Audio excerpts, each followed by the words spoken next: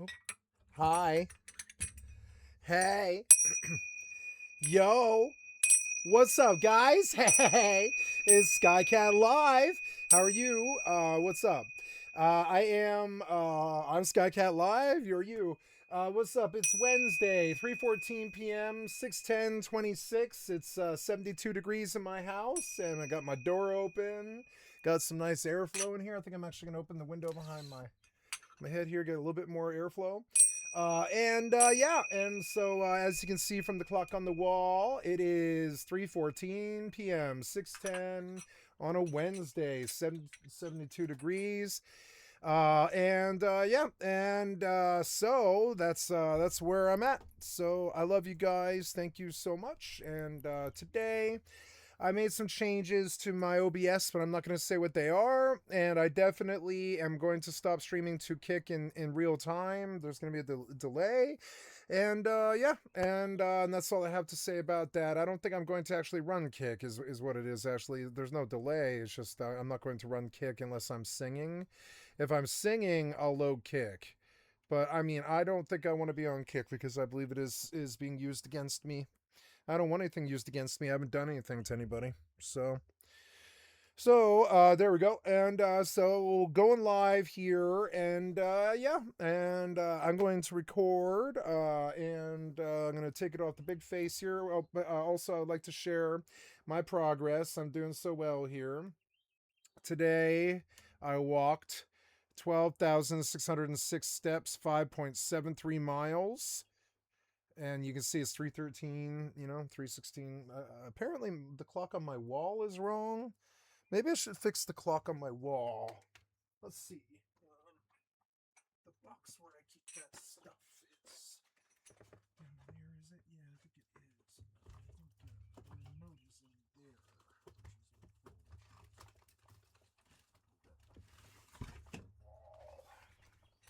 my remote that controls the clock. There's my remote for the speakers, but I need the other one that controls my clock. There we are. So this clock got fast somehow. I'm going to fix it. As you can see, we're going to make it so you can see it. 3:16, 72, and 6:10. Let's change it. Apparently it is 3:14. What's the exact time? Let's find out. I'm going to go find out. What is the exact time PDT? I'm going to go pull. Oop, I need to load my Twitch and all this. Why aren't you loading? There you are. Twitch. Kick if I need it. YouTube. Have we published? Yep, we published, and yep.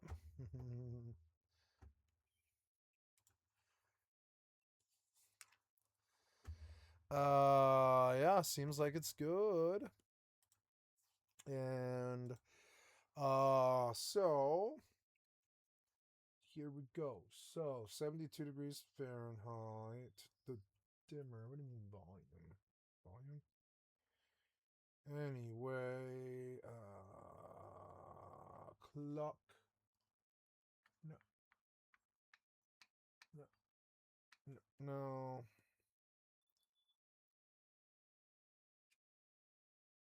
Oh, time set. No, no.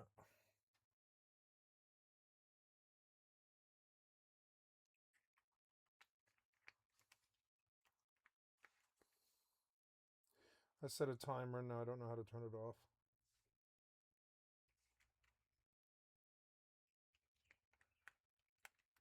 Get out of this. Stop. Oh, look, there's a light. I didn't know there was a light. There was a light on that clock. I had no fucking idea. No, don't dim it, no. But DST, but I don't know what you're doing. I don't know what you're doing here. I need to set the time.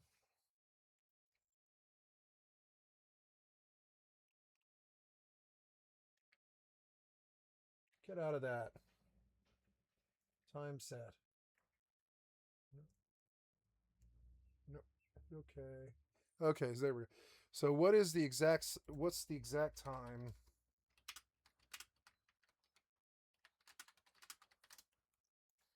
3:16 p.m.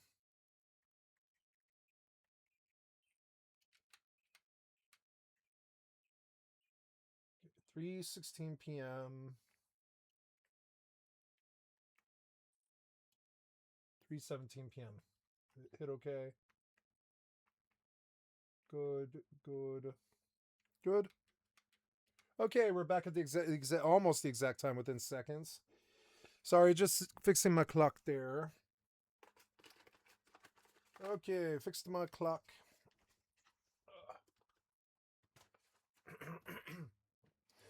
Okay, sorry about that. Just sort of, fixing things. And so there we go. I set my clock.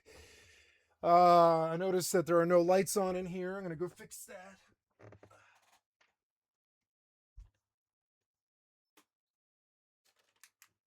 And yeah, we'll put blue light on. That's it. Maybe over there too. Yeah, that should be good. Okay, yeah, that's good enough light. Okay, so yeah, I just finished walking 5 miles and I'm here to play some video games. Hi guys, I love you. Aww. Look at my big red ugly face. Aw, it's so cute. So anyways, going live and I'm gonna load some Fallouts. I gotta make sure I'm on the right headphones.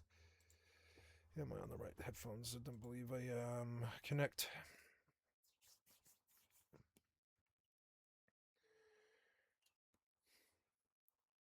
Just stop this. Just stop it. Connecting. That didn't work. Okay, connect.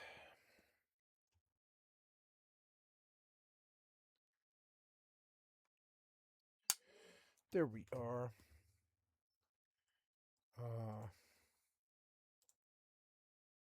Good. Okay.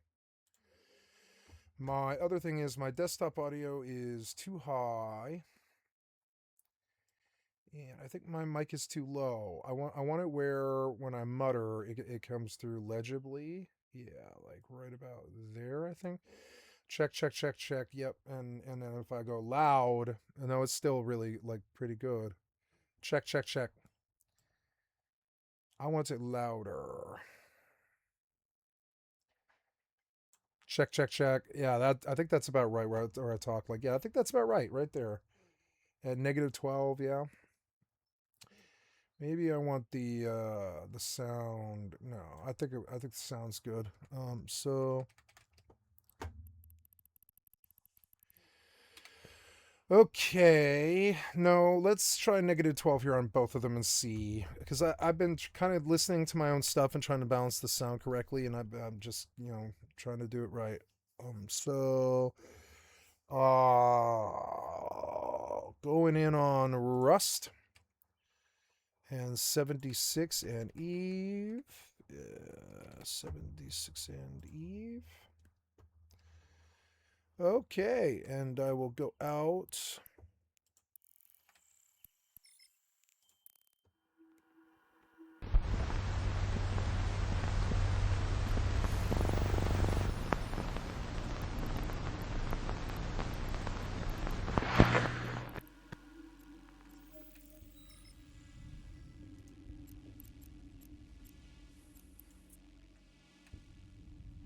Warp drive active. Warp drive active.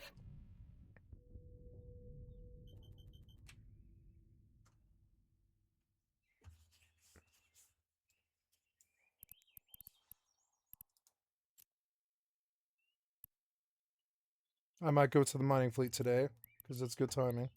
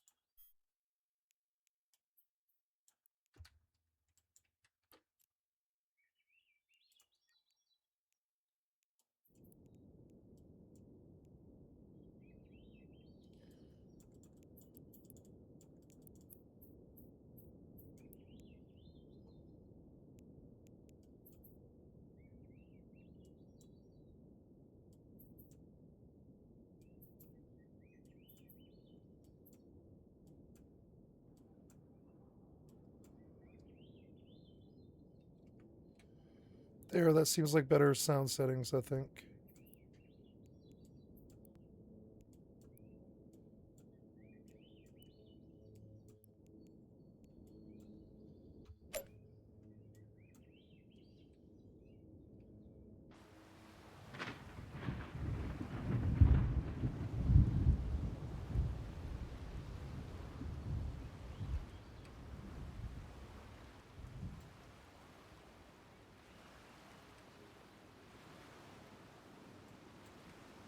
I think I am going to remove most of the sound warfare from EVE Online.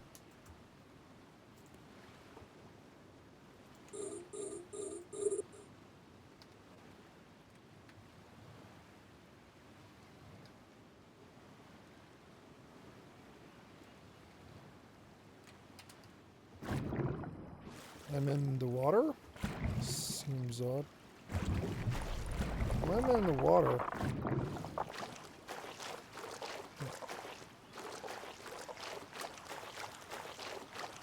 Both my boats are intact. I'm in the water for whatever reason. It's okay. Oh, I probably fell through the boat, and the boat probably got gravitated to shore, I guess. Yeah. So I fell through, which is fine. At least I'm not drowned.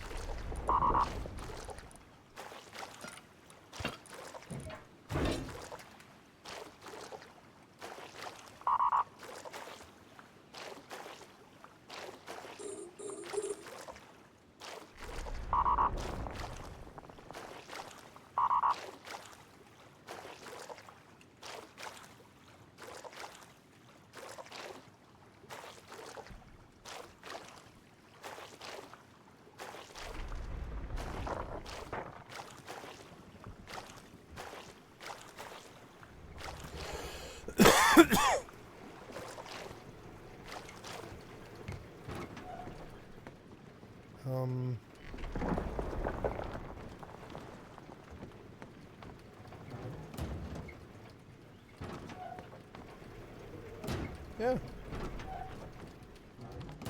Seems right.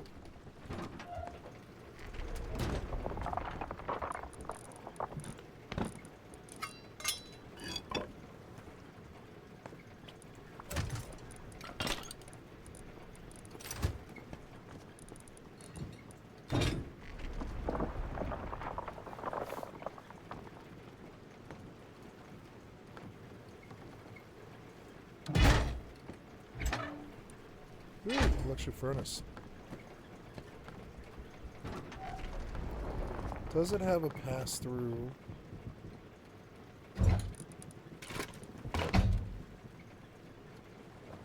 Power in. That's it? Okay, well... Do I have scrap? I do. Let's go to, the engineering bench, which I'm not sure I have one. Yeah, I would like something kind of blocking me from being shot right here, like an engineering bench or some such. Something that doesn't matter. I need wood. Oh, I'm sorry, I didn't drop it off the big face here. There we go, and there we go. Okay, cool.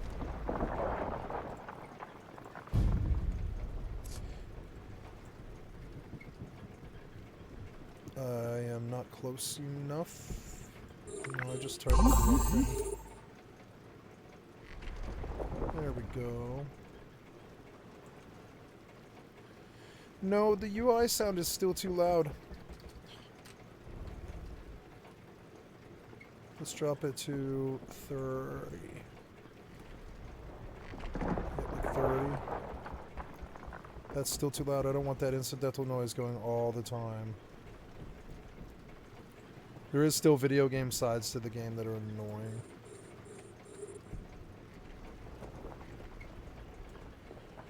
Okay, cool.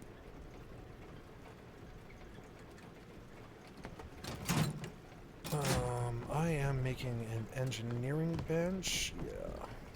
Yeah. I need wood and I don't have it. Yeah, where's the wood? Oh no. Well, Do I have a chainsaw on me? No. I should eat something and drink something.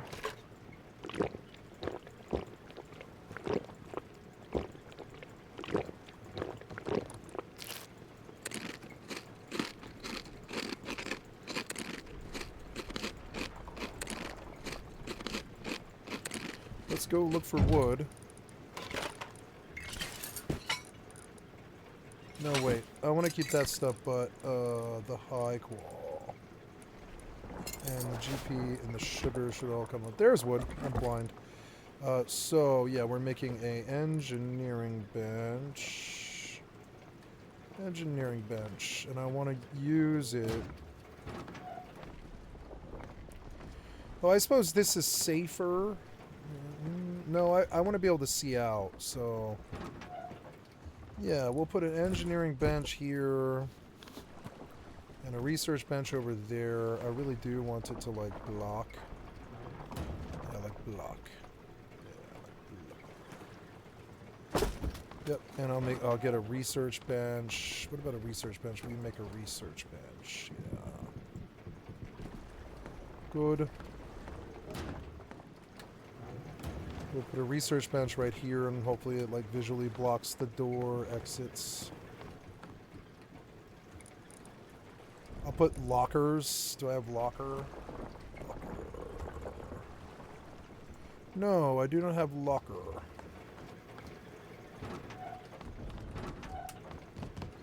Just gonna shut this door. Yeah, that door. Door.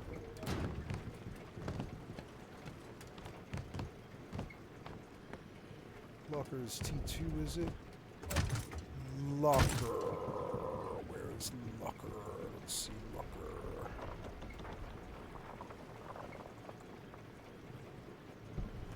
I don't see the locker. There you are. Good. Yeah, you know, I suppose as opposed to ladders here, we could put a square hatch and put a square roof hatch. That is a viable thing that I could do. Gears, rope, metal frags, hatch. Oh, maybe we want the T3 version. Yeah, the square hatchet. That's only 60 scrap, and that'll be the best choice, yeah. 1 wooden ladder, 35 high quality, 6 gears. That's perfect, yeah. So, but I don't have 60 scrap totally. Maybe there's some scrap lying around in here. No, but we can just run a... We could just run a lighthouse run before the sun sets. That's not something that's bad. Okay, going out there. I'll bring a pair of flippers in my... Since they're free, I will bring a pair of flippers in my...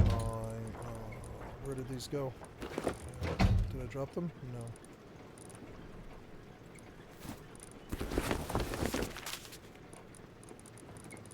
So, no... No, that should be in the, yeah, in that thing. Okay, how's this going? Good, got no contenders yet.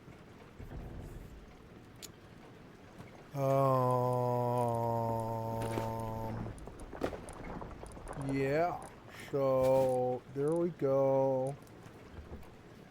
And,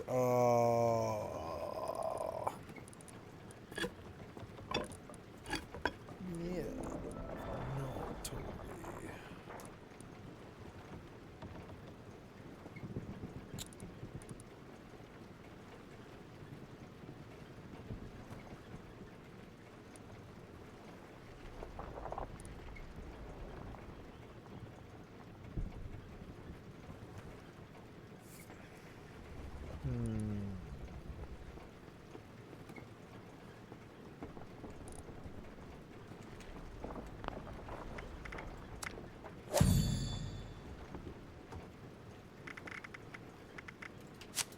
Okay.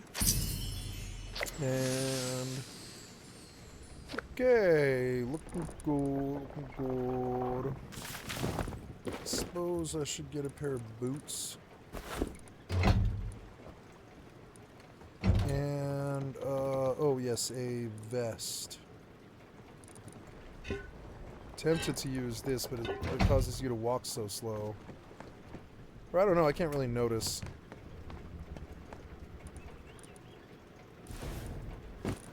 No, that's a one piece, is it? Yeah, just a one piece armor. No, it slows the walking too much, so put this away. I will have to go and buy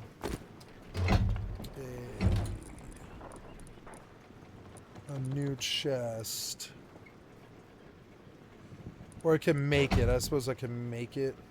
Yeah. And I have locker, which is 100 metal frags and 50 wood. Metal, wood. Make me 4 lockers.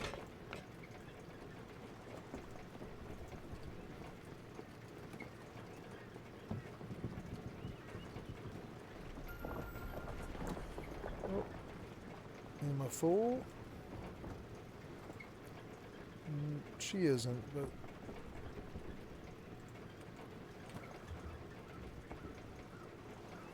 I don't know. Yeah, we will dock up here, which is fine.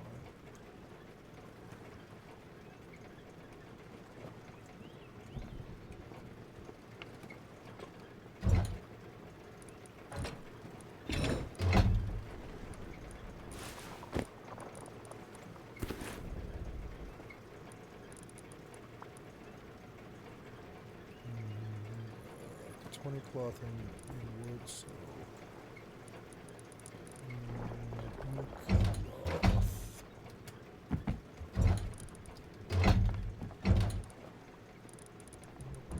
well, let's recycle 12 rope.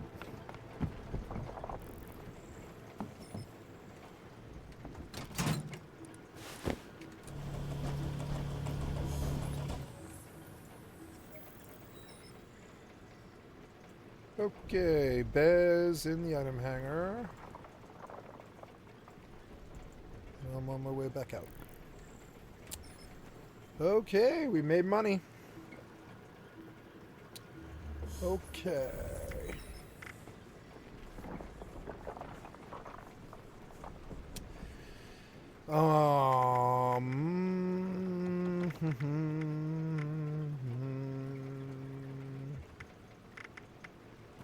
I'm so smart.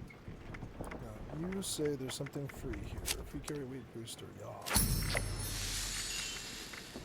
Let's get seasons. We have 50 tickets.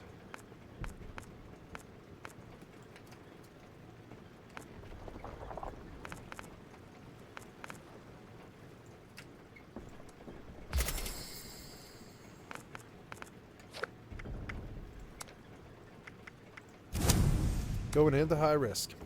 Nice. Okay, 200 cloth. Oh, what the hell was that? Oh no, I got killed. Right, the fucking...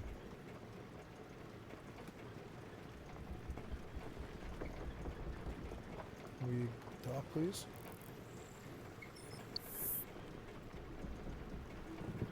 Trig. God damn it. I don't have anything else to die. That's fine.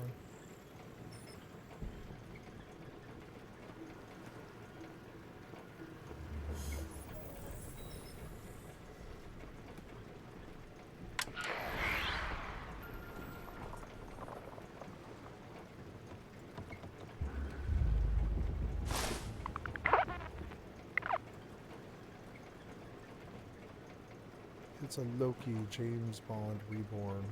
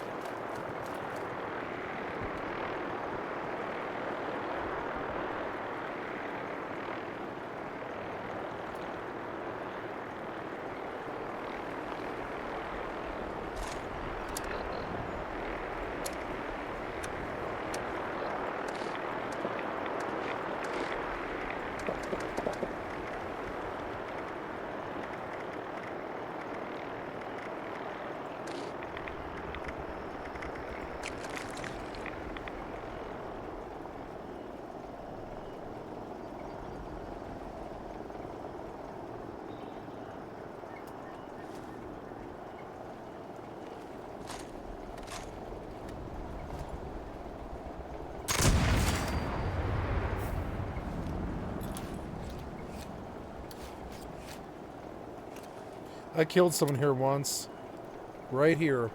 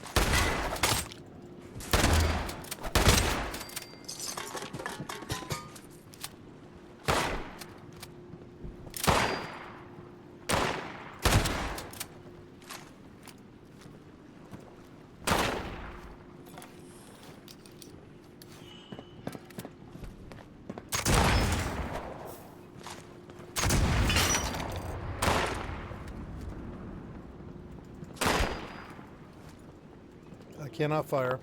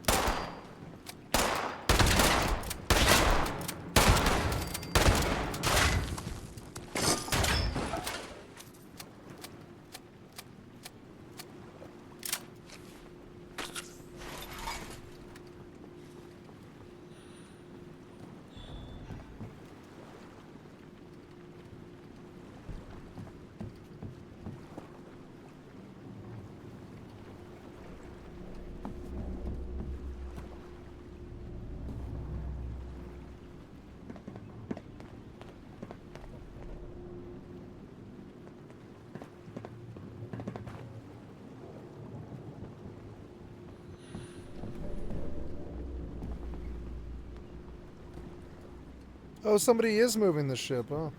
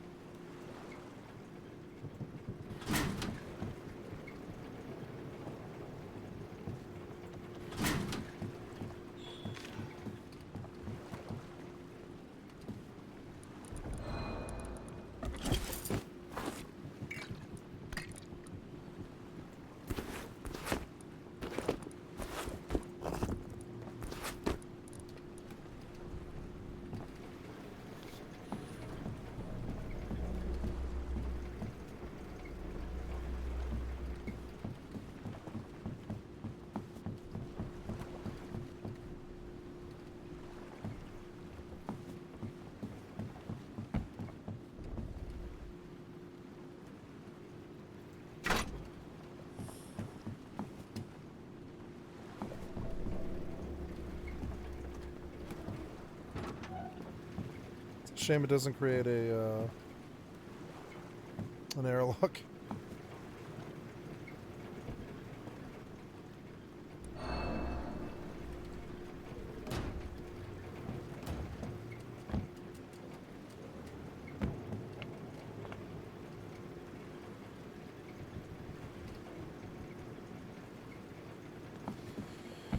When I stand on the recycler, can I do it? Because I did it yesterday on the recycler. No.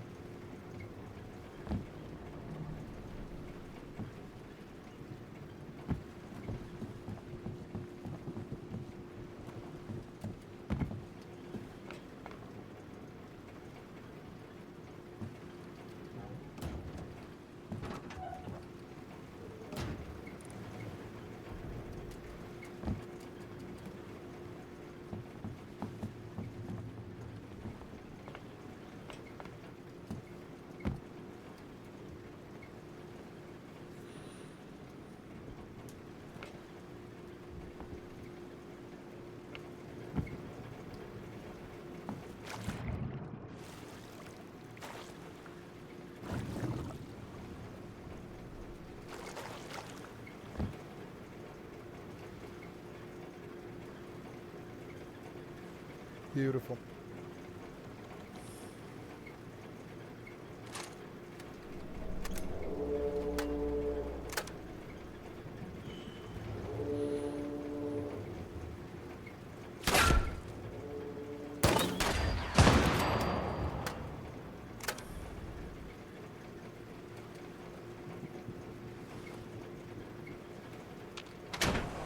Oh, you gave me the wrong way out. No.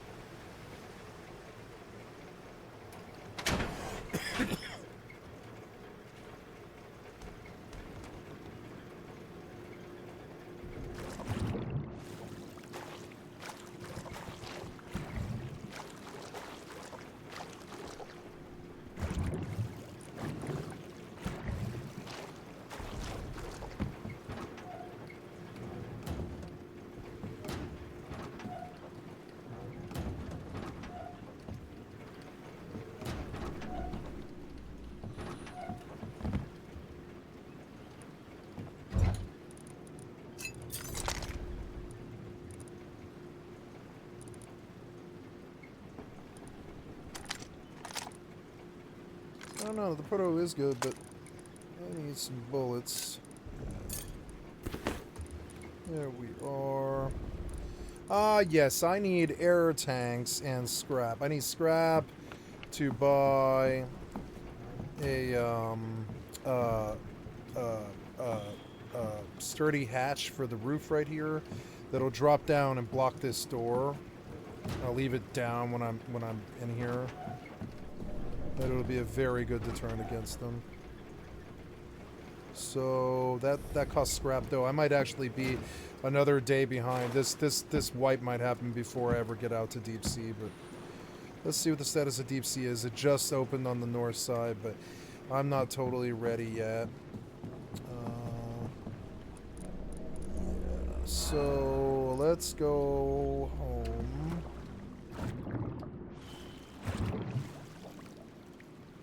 Or well, I'll go to the outpost. Wait, no, I think I wanna wait to teleport, and I will go to the outpost and farm.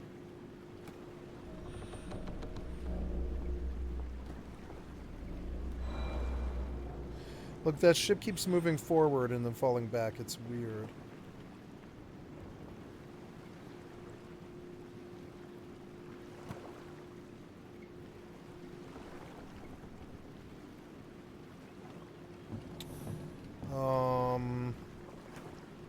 Yeah, I want to go to the outpost and then come back here. Outpost.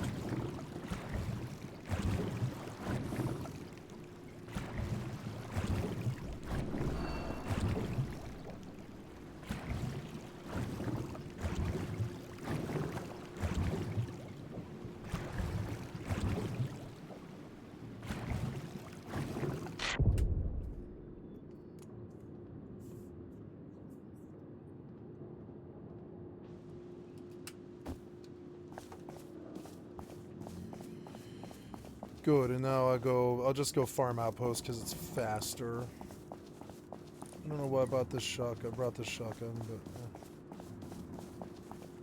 sword's good though. Could run train tunnel, I suppose.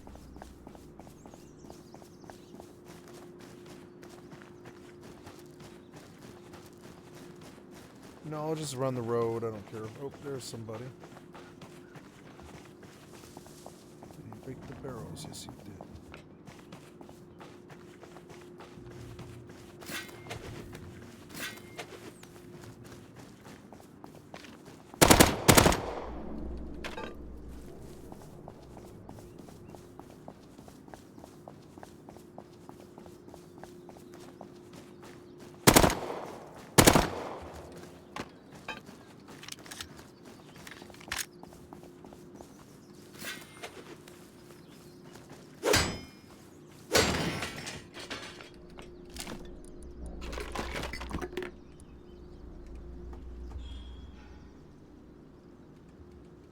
Now.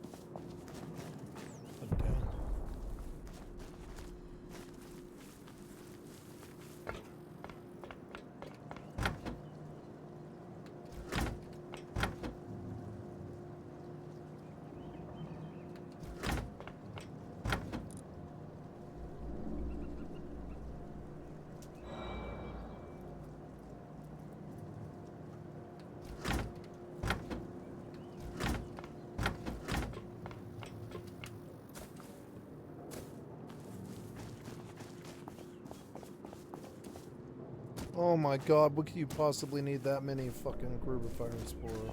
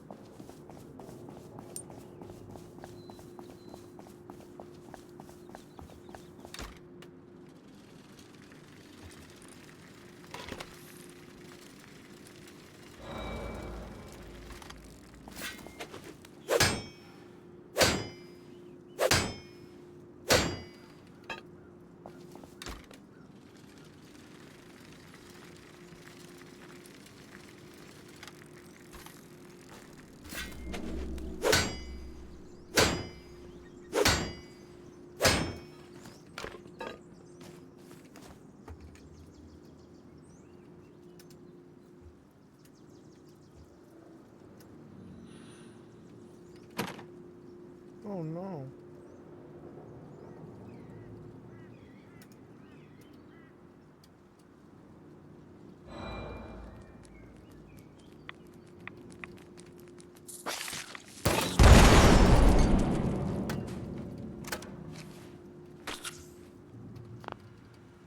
Wrong gun.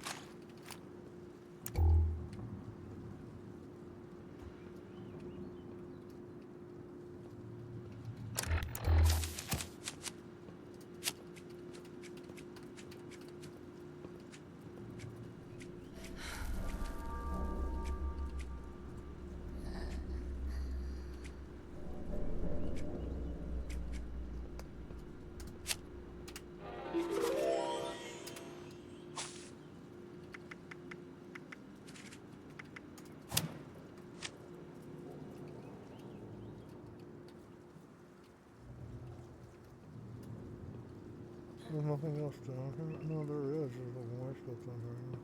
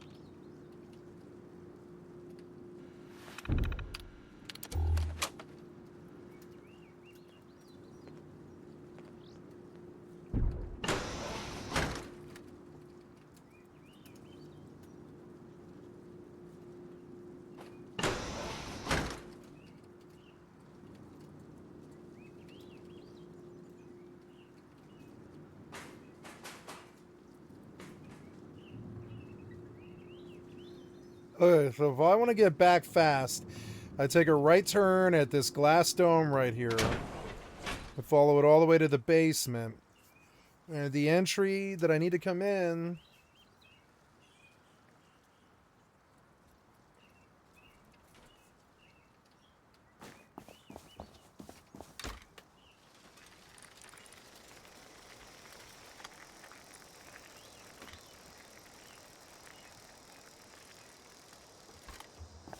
Beautiful sunny day.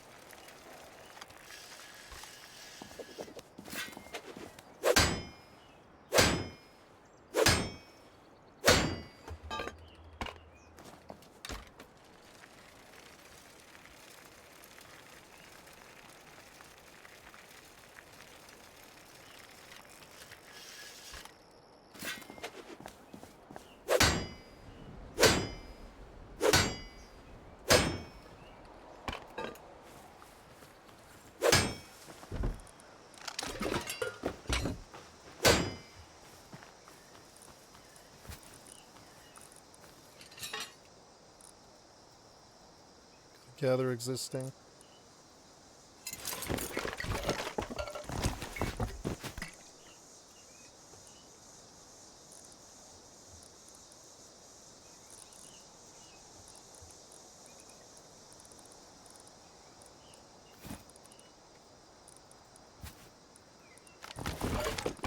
Gotta buy a chest in the outpost. I forgot.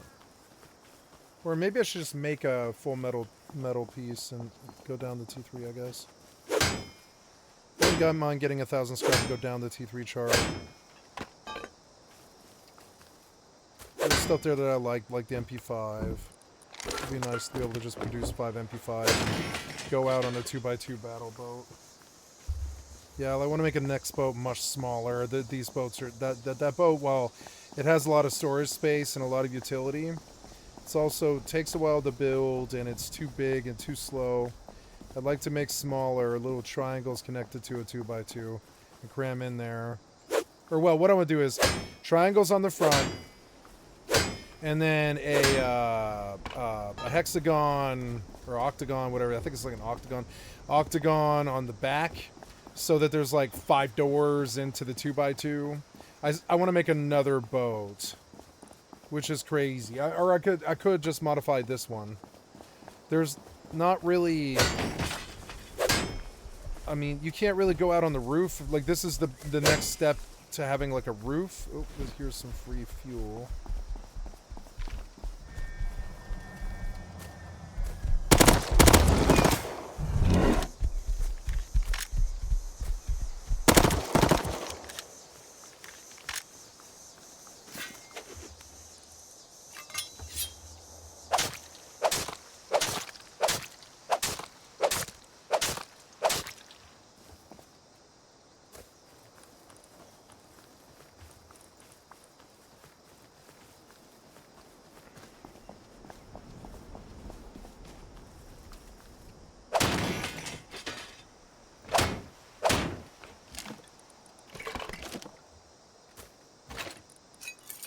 I used to change my name on Steam a lot.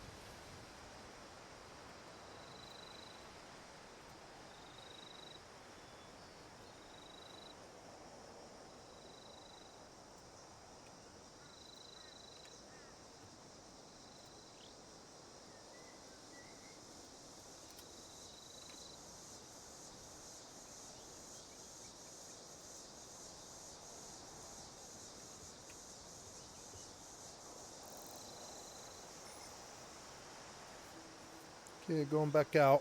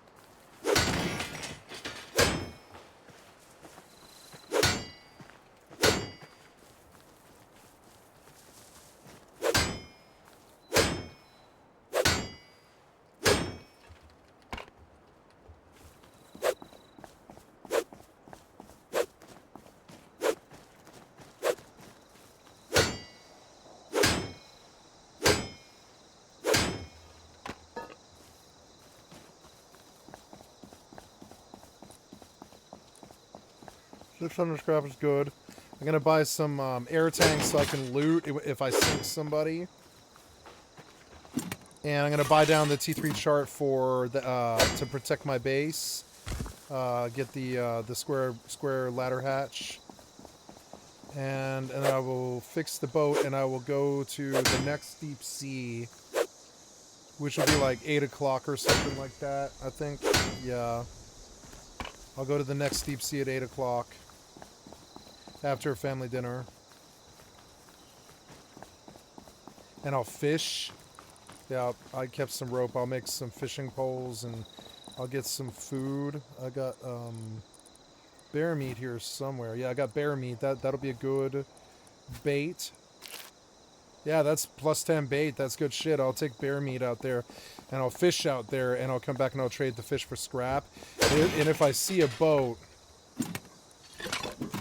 I will. Well, I'll go to the town first, and then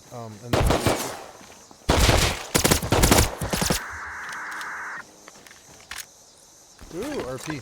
Nice. Speaking of which, so I would prefer to preserve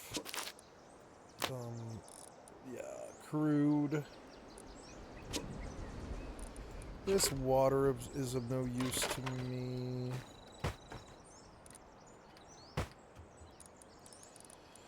The leather is of no use to me. The helmet. Oh, let's try and sell all this.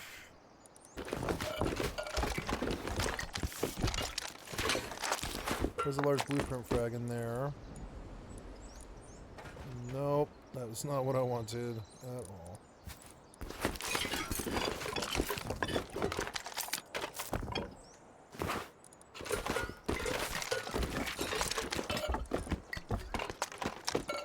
Okay, so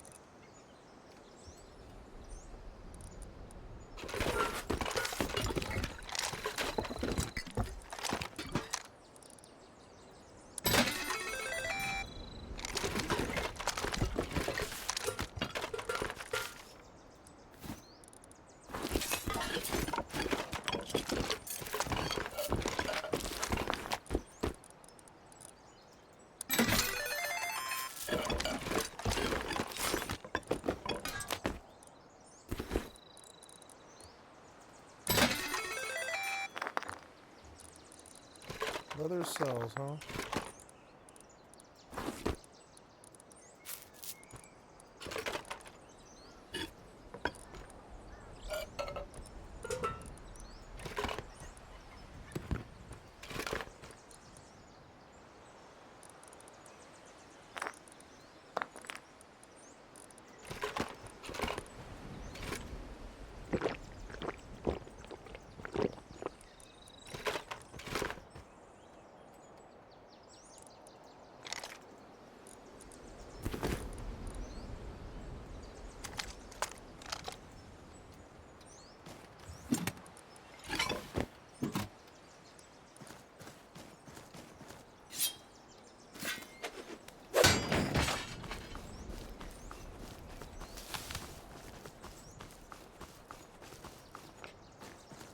Hey, it's the tree in the road.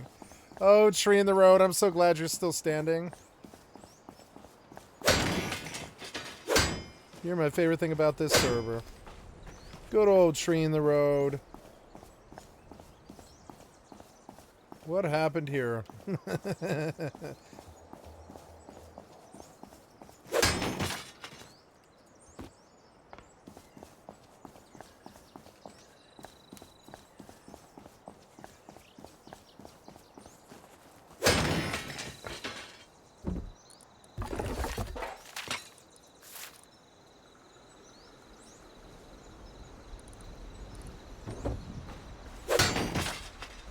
Okay, are we full? No, we're not full, but we're getting there. The pickles aren't necessary.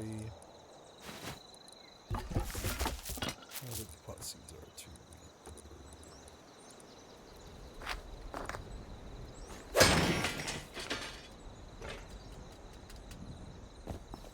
There's a jetpack.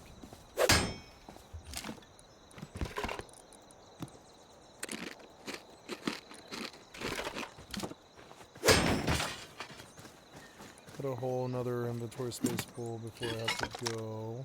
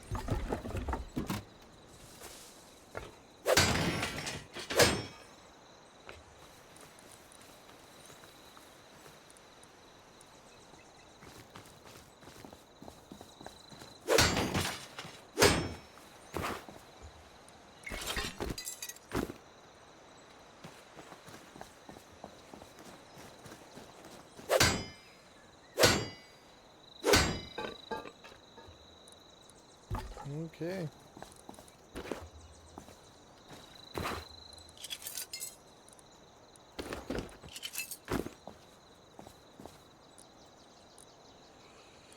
Okay, let's go TPB. Right? Yeah. Oh, yeah, nice. Oh, yeah, and we're out here. I'm trying to go out to that Bez. Oh, Bez. Nice.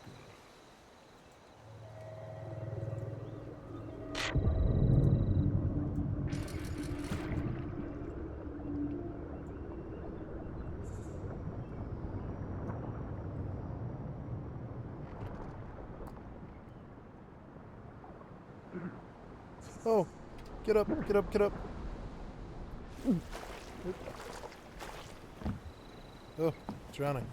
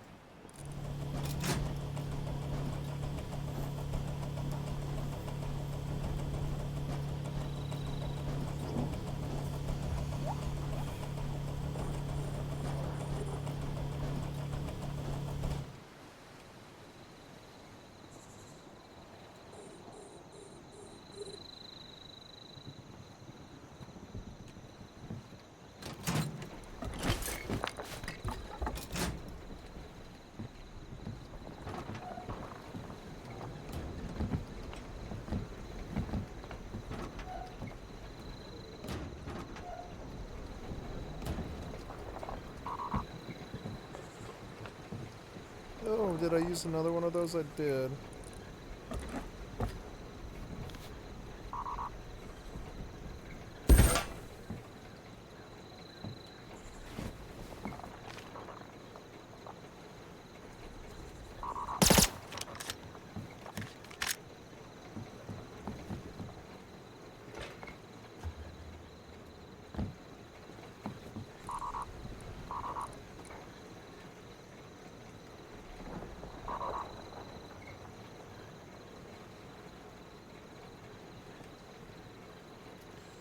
Okay, so I come in. The door that I need at AVR is red. the red battery and then take a hard right.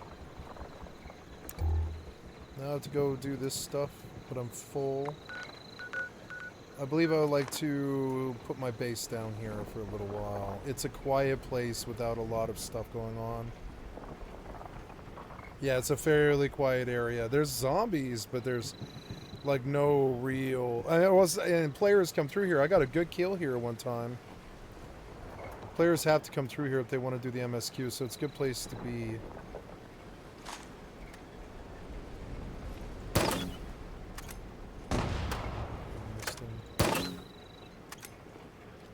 Oh, I hit him that time.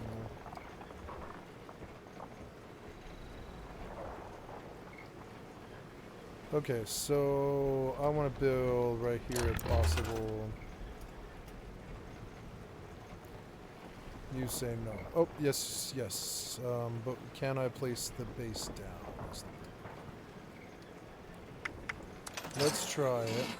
Oops. No, the first thing we do is turn off the camp notification.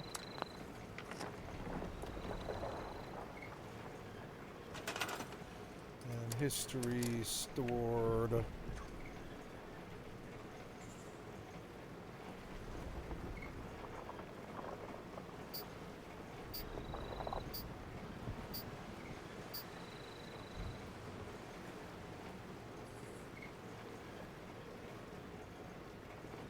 Can't do that, huh? Just can't find,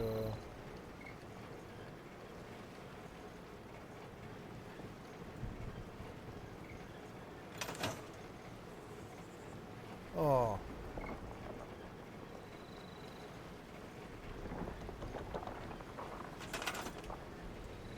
Damn it.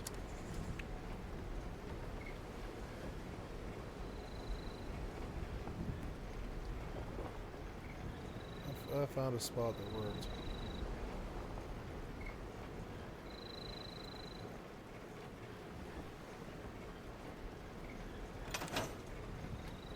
Oh.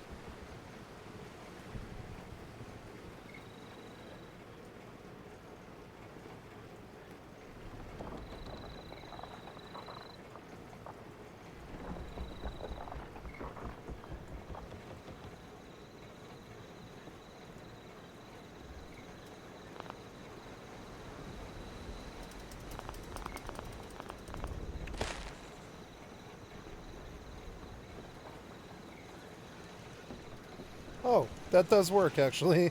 It's funny. But it probably screws me up. Let's see. Here's the door. Oh, it's inside, is it? Yeah, this probably won't be good. This did not work. I need more flatter ground than this. Alright. Come over here. I don't know. Let's test it out. I don't know. Maybe it's working. I doubt it. I bet there's rock halfway through my house. No, we're totally good. Just the bottom door is blocked. Well, I don't mind that. It works for me. Sure. Alright, well, let's go shut the door.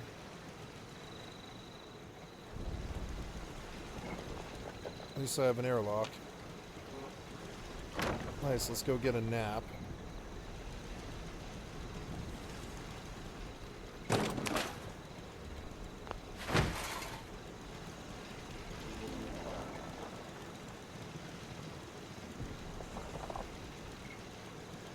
Ooh, red present.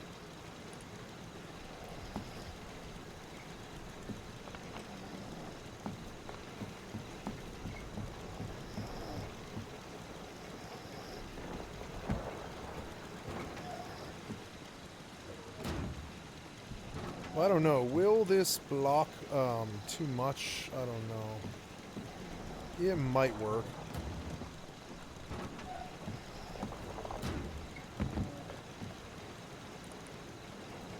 Oops.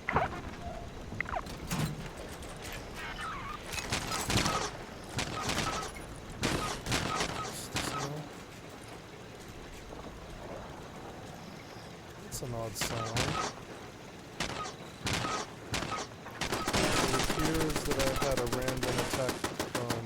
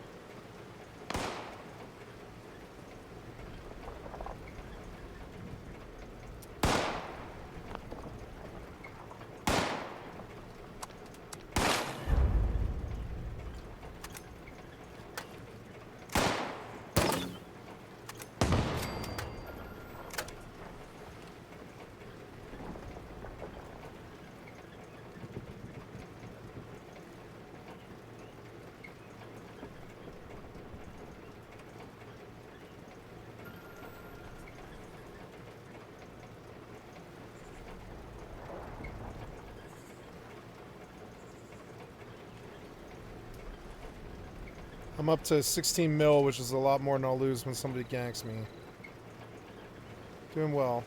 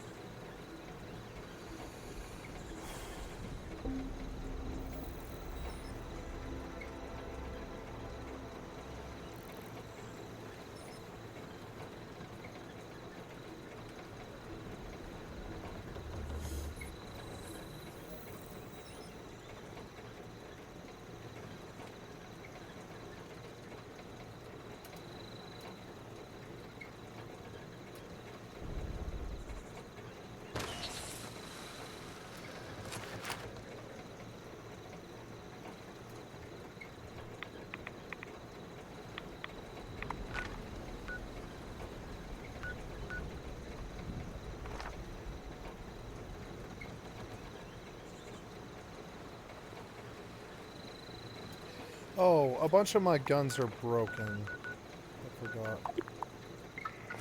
I have to repair.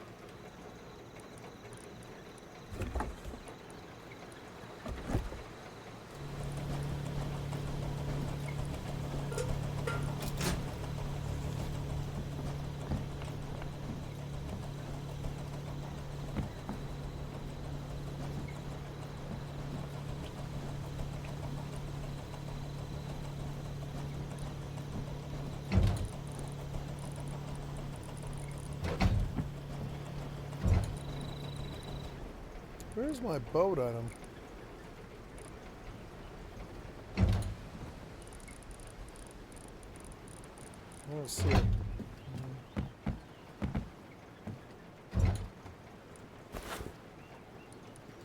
It's the cluster crutch. It fires a single round before reloading. I see more weapons to fire at them. I don't have a... what's it called? A boat device. So I will make one because I want to edit. Make two. Or, I don't know, one's good enough.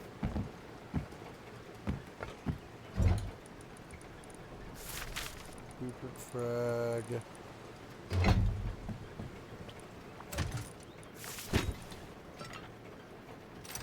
A hopper.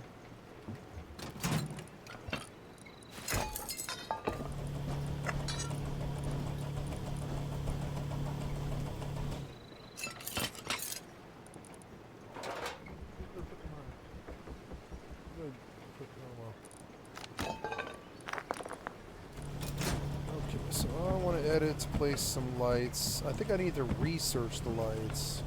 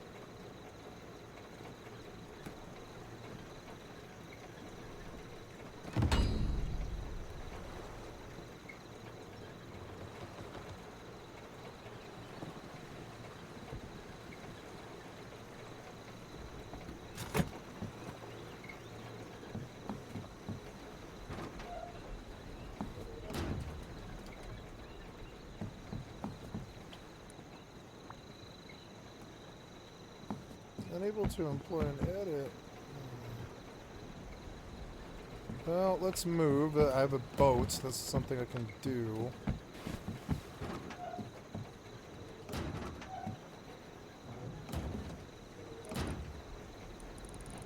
Got enough scrap to do what I wanted to do.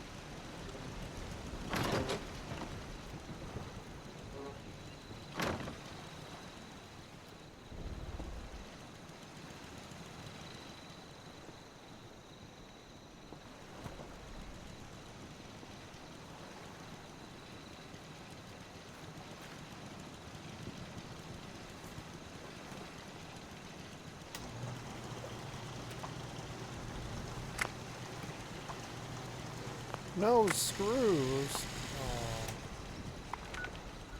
Oh. No screws.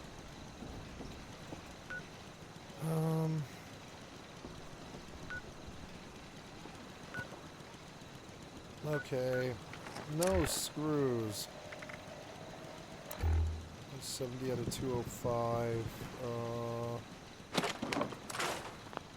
What else do I have?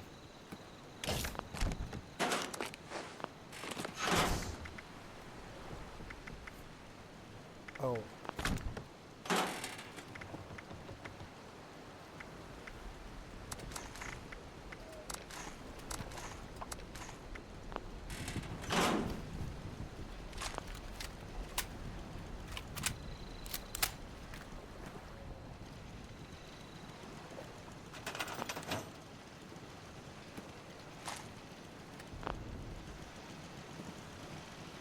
Right, I have to go get screws. I don't have screws, really, none at all. I just picked up a bunch of telephones while I was in there. What happened to it? No loose screws, huh? Oh. Well, okay. I'm gonna go to the one place I know where to deal with this. Fucking annoying, but at least it's only a run. I don't really have to fight. I'm not there to fight. But it's probably guaranteed to have screws. Like a lot of them. Maybe I sold them.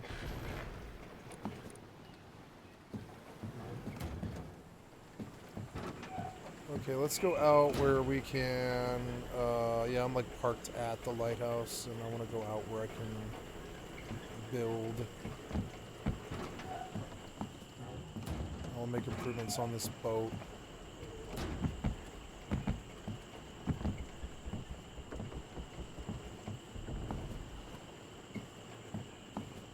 The boat's too big. It needs to have the roof. Oh, sorry, the roof needs to be where the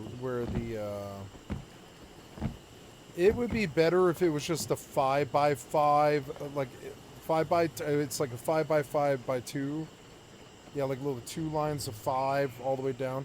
That would be the best boat design. And put all the sails on the top, and put a square ladder hatch at the front and the rear of the boat, and that would be the most, maybe a triangle shape at the front. Yeah, a triangle shape at the front. Maybe even the rear. I don't. Yeah, and the rear and well, not a. I won't do a triangle shape at the rear. I'll do a hexagon at the rear. This design, it's good, but it's not like amazing.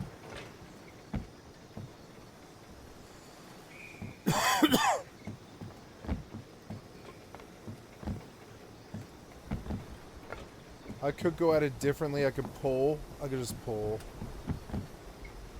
I rebuild entirely. Not entirely, but I could just put the fucking sails on the roof, and it would be more efficient. The boat would move faster. The sails on the side, it's too heavy, and it would require so much drastic change. Well, I would need to pull all this stuff, which isn't that bad, I suppose. You could pull all this stuff, throw the sails down on this boat. 1, 2, 3, 4, 5. Yep. Put the sails on the top. Put a triangle in front here, so I can put the steering wheel up further so there's more room in the boat. And a 5x2 is now my favorite design. I suppose I could pull. It's not, but I would have to move where I can edit the boat. And it'd be better if I did it during the day. I guess I'm not even ready to go to deep sea. I'm not, yeah, I'm not ready.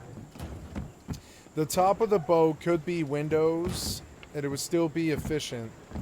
And in that, I could fight. I could, like, fight. And I could put, like, glass windows, 3 of the 5 on the left and 3 of the 5 on the right, and then that way there's like open air I can shoot out. Yeah, and then the top could be and there could be like a what's it called? Yeah, I think that's what I want to do. I could even put a cannon on the hexagon on the top of it. I could put a cannon on it. And I haven't had a vision for the design, like a perfect vision for the design yet, but I think I do now, and I want to make edits. So we'll leave, but it's too dark to see anything, and I don't really want to steer a boat when it's this dark. Although I don't know if it matters.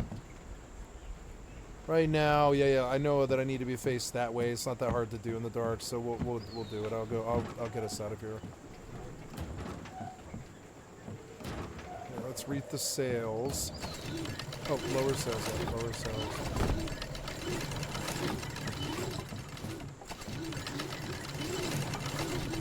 I'll do the same thing just on the roof. It's faster. Yep. In the first room, I'll put in the first box of the left on the right side, I'll draw the design on paint. I'm thinking triangle, cone of triangles, right? Triangles. To start up there.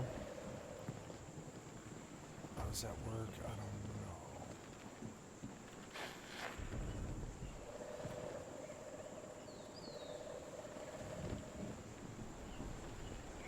Yeah. And then 5 by 2.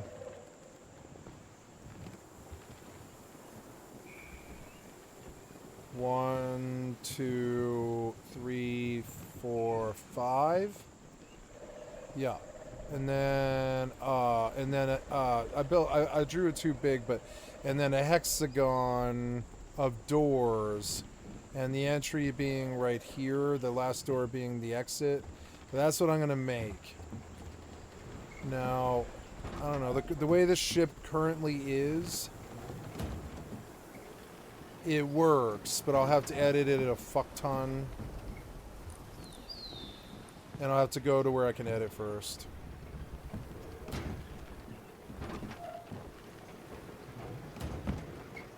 Anchor's lowered. I want to turn. Oops, show them where I am. I want to turn. I don't know if you can turn while. Yeah, I'm turning right. I think I am. Yeah. No, I think you do have to pull the anchor.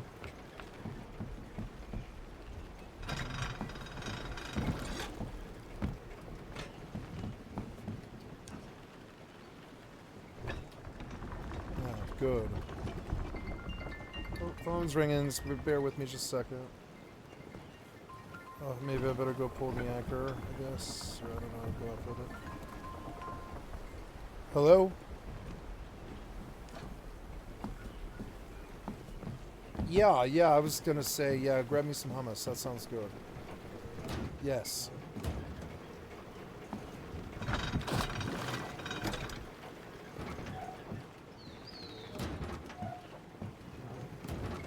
Cheapest. You pick and go for cheapest. You know, the Kirkland brand's fine. Yeah. Yeah, whatever looks better there.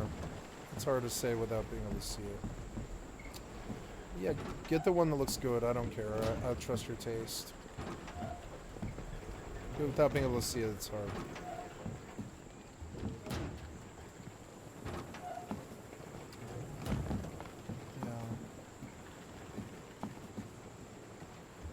Not without seeing it, no. So, just pick. Hi.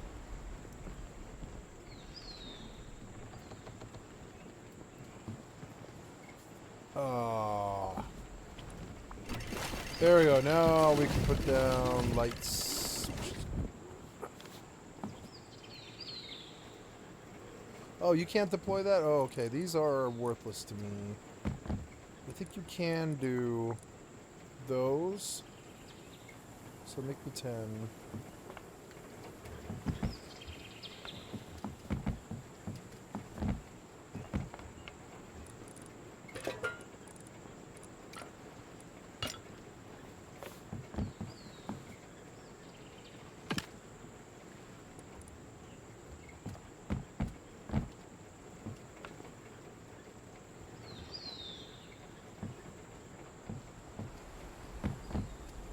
Yeah, I'm gonna change it where I don't even have any walls here.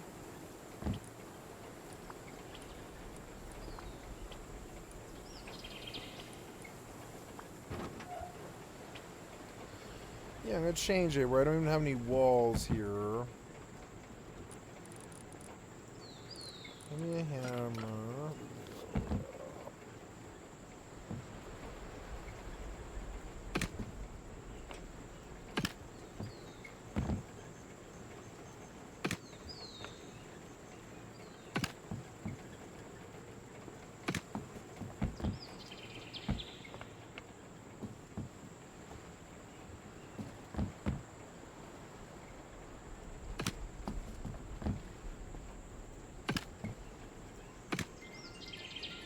no, I have to pull that one. Hello?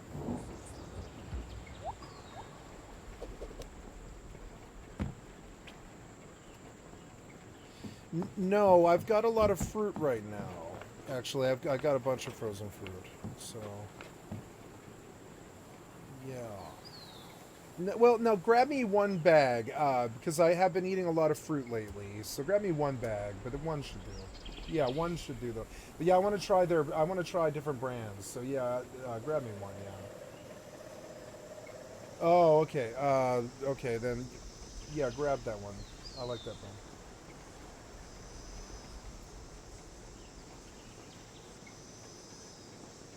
Yeah, that's. Oh no, I don't have that one. So grab that one. Yeah. All right. Thank you.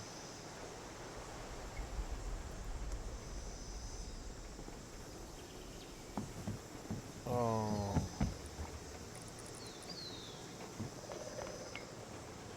So, looking for my wiring tool.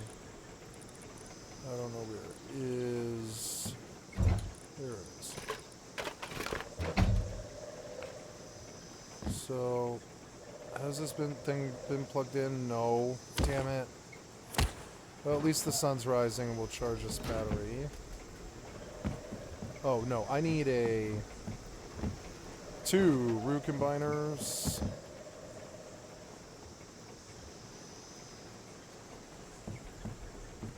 This battery, no, well, no, it's the wall. The wall's going to demolish. Pull that window and demolish. Yep. And that gives us a little bit more room to work with. A staggered engine here is good because you can reach all 5 of them. It's actually not that bad of a design.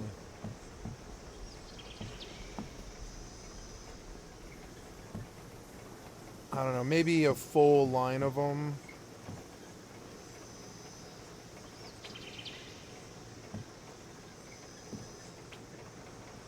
Let's try.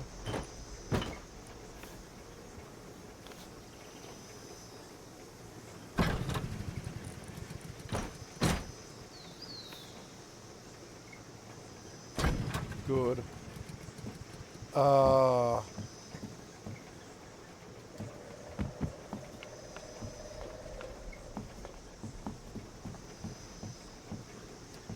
I don't think we actually need a nose. I don't think.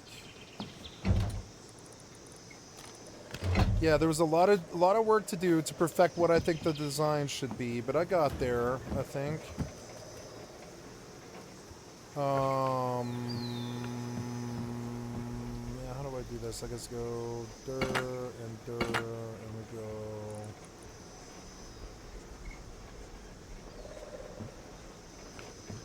So.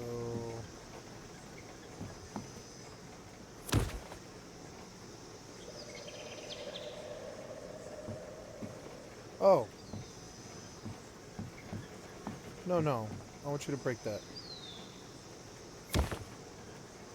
Maybe I was charging the battery. But we're definitely going to charge it now.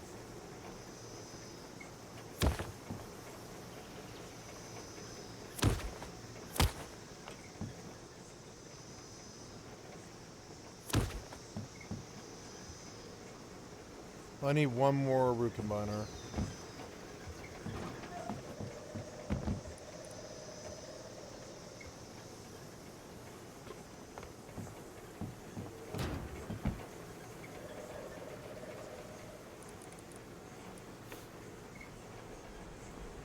Good.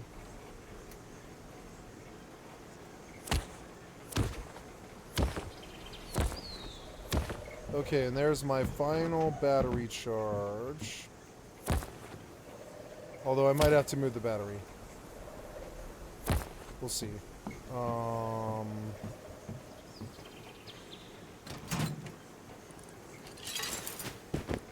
Look, you can breathe in here. You can actually, like, move around in here.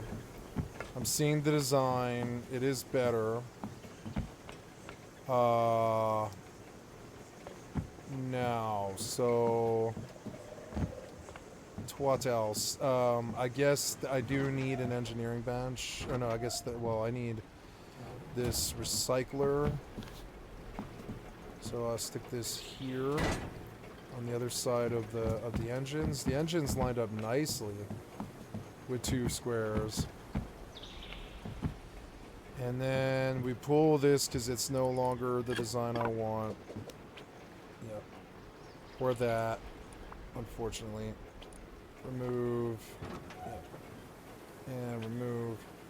This is 1, 2, 3, 4. 1, 2, 3. Okay. 1, 2, 3, 4, and 5. Oh no, it would be triangles. Oh no, yeah. We built 2. I built 2. Okay, so this is where the triangle should start. I can do it, it's just complicated and annoying. This stuff can all stay, which is good. I will pull the sails. Oh, how we doing here? Yeah, we're just parked up, yep. And so, did we dump? Yep, we dumped. And we're going out, so undock.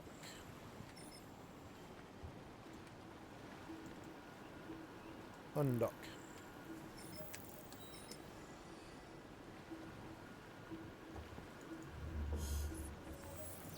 Okay, we're out. There's entropic disintegrators. We're going to the Bez Field, Warfleet's Point. Oops, what's this? It's kind of cold in here. I'm going to shut this window.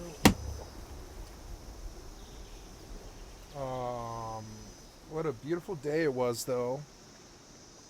I've been going out too early. Maybe I should stay up later and sleep until like noon, because that's when the sun starts now these days.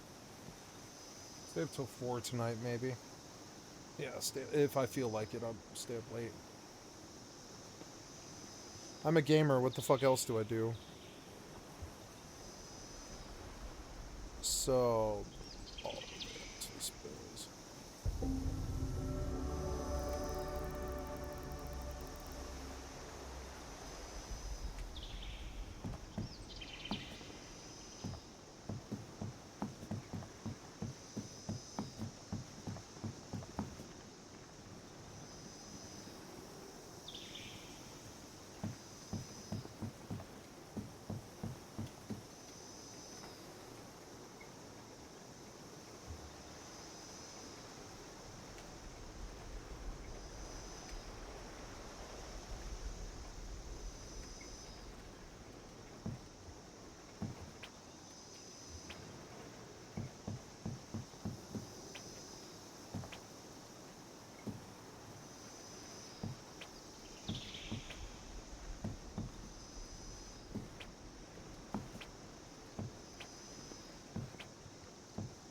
But I messed around with designs and I learned. That's the main thing. I learned. I fucked around and I found out. These I want to leave, maybe.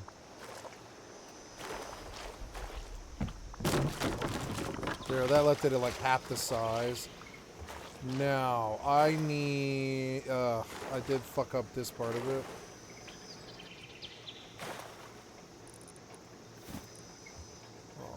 Completely full and I was afraid of this.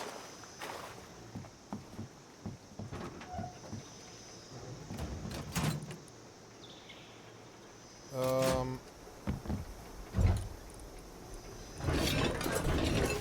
dump all that stuff for now. Let's have room.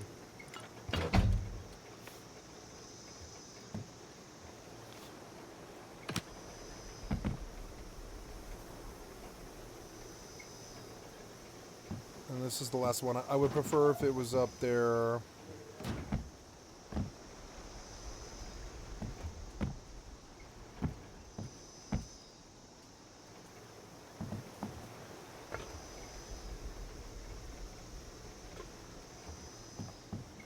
Actually, this design works for the roof. I just have to pull all this. I gotta pull all this, which is so annoying.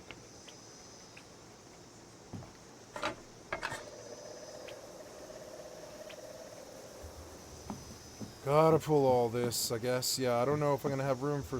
if I do have room for solar panels, it'll be on the honeycomb. so it won't be here. So, unfortunately. But it looks like I'm probably at least leave those, which is good. I can just wire those, which is nice.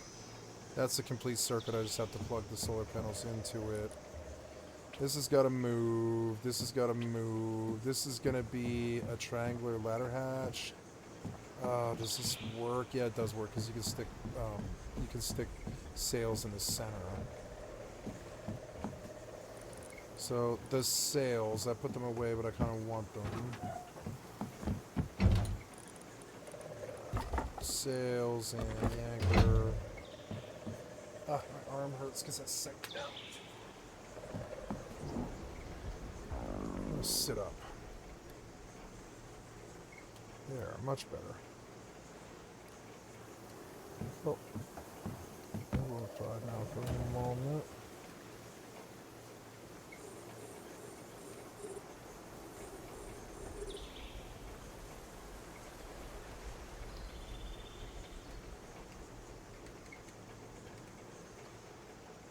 I'm at the fishing place. I shouldn't have sat here like this. I go down the road.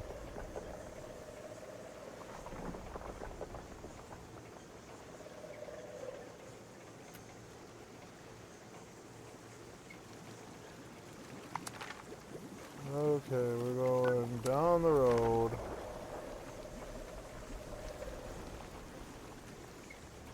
I'm gonna just slow run all the way. Like this. And so what else needs to happen? I need to pull doors. Because these are not the doors I'm going to use. Yeah.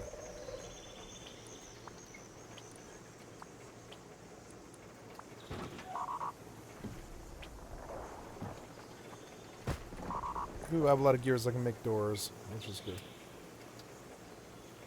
Or I don't know about high qual though. Oh yeah, I do. I have the higher qual. Yeah. So turn these off. There's no incidental noise from Eve anymore, which is good. I hate that sound. You can still hear it. Turn it down to 10.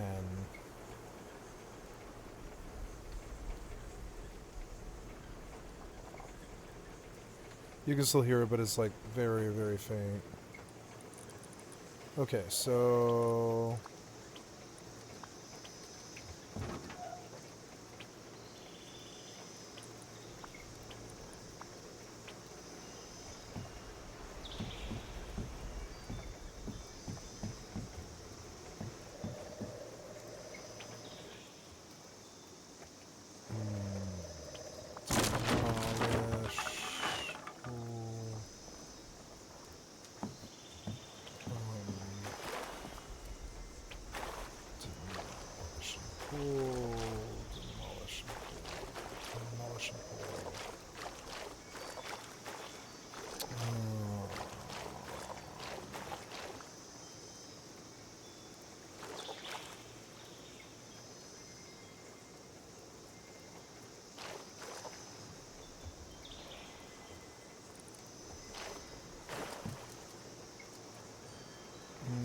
Okay, let's do sail placement.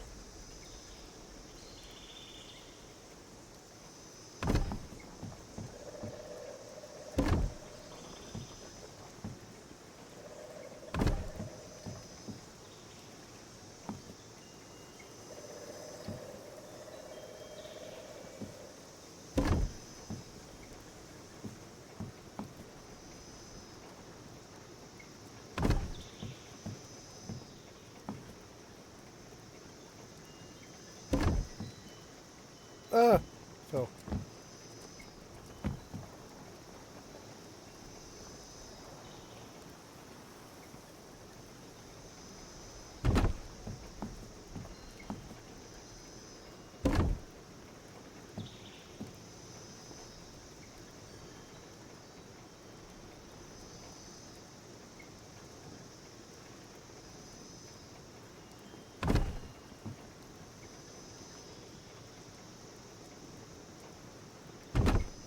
That was all. There, that worked. Very good. So now we pulled this. And that, and we put a frame. I don't know where my boat builder is. There you are. Make changes to this boat to get exactly how I want it. Is this safe to do? Yeah, I think so. Demolish. Pull.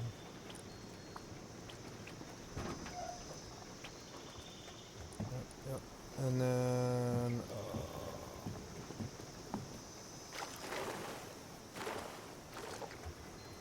so I guess I'd pull that window.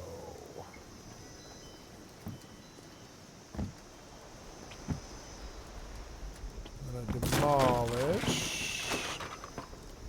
I put a square frame here. And I learn this thing. And then I make one. Yeah, I want that guy. Wooden ladder, 35 high qual and 6 gears. So, oh, yep, I have the mats. So make that nice. Okay, we're on our way to perfection. Actually, let's do 2 of them, right? And then we'll do another one up here. Maybe. Oh, I don't know. Yeah, I kind of screwed up and put sails down already. No, it doesn't work. We'll only have to have one. We'll have to have only one entrance, but that's okay. So then this becomes a window, and so does this.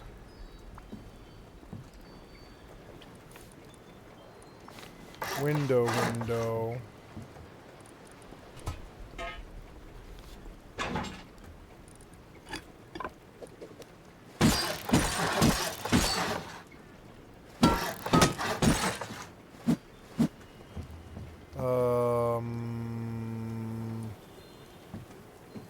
I think I'm safe to break that. Yep, I'm safe to break that.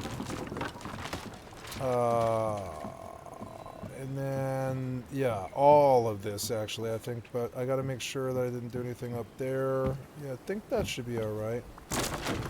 Oh, did you break my sail? I think you did, you son of a bitch. Alright. Well, that's alright. We'll figure it out.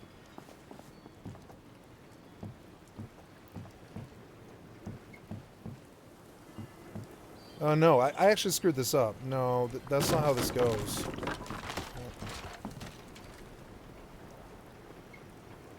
I screwed it up. This would have to be where the triangular ladder... I guess a triangular ladder hatch would be much, much better.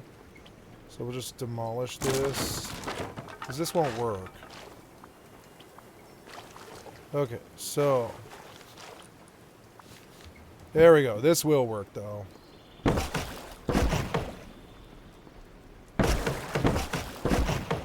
So... The entry to the ship... This will be a triangular ladder hatch. Yep.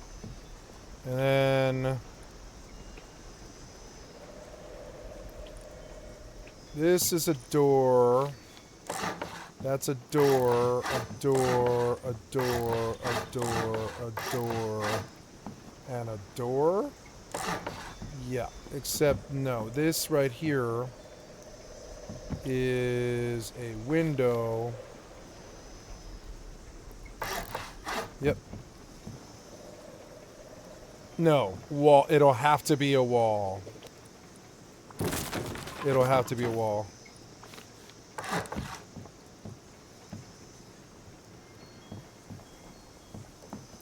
And that's how I put a fuck ton of doors on it.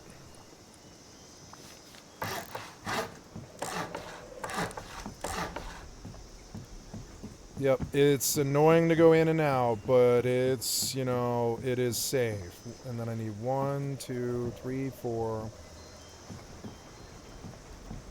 1, 2, 3, 4.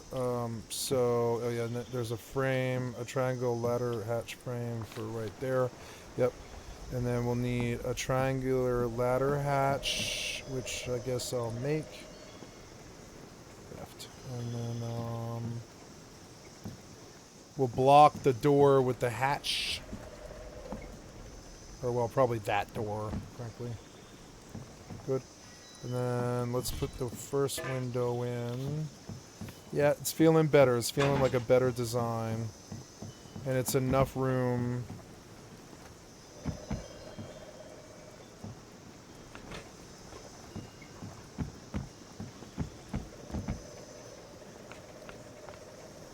Yep, and it really does, like, it's aerodynamic and stuff. It doesn't really do too bad.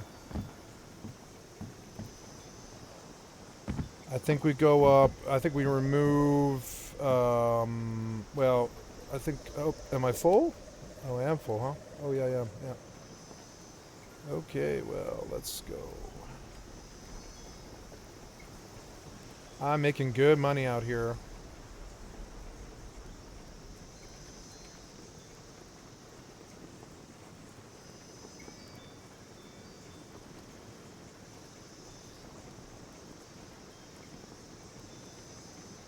Oops, what's here? Oops. So where am I now? I am. Oh, not too far along. Nice. I don't want to go in here. And I would just sort of run to the road and auto run for a while. Oh, please run.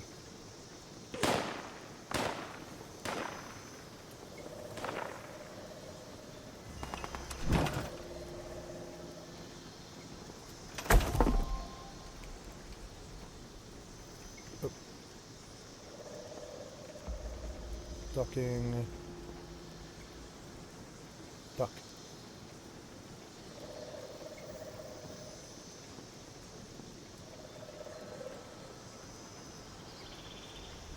Oh good, and there's another 8 mil.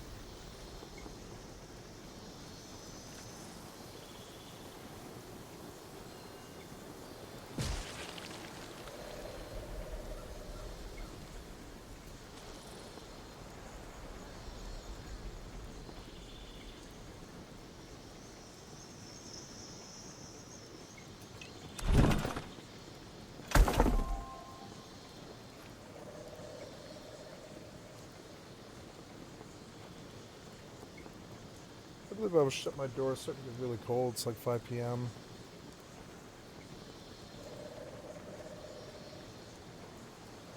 I'm doing so good on all the games. Doing so good. So...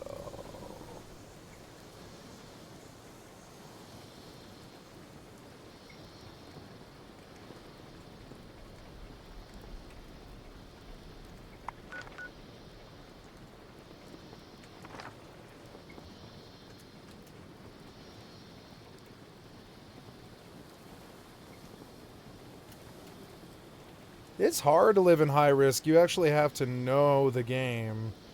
If you were solo, you'd have to just follow the MSQ, which I'm not. Well, I guess I am doing. I am following the MSQ, but even then, you would run out of screws and you'd be kind of frustrated. You'd be like, I can't repair.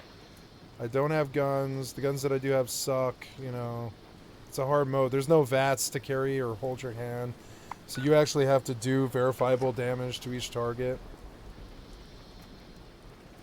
Or they just overwhelm you.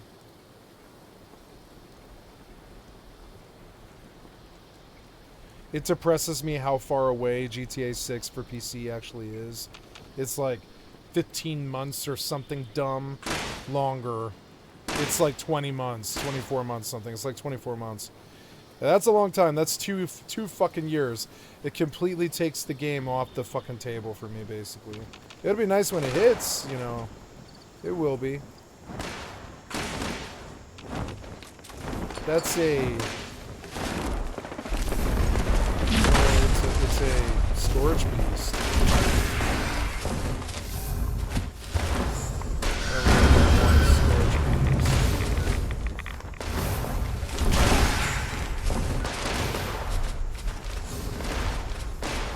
She took off, I'm running. Let's see how good this game is. the random. It really does lead to cool stuff.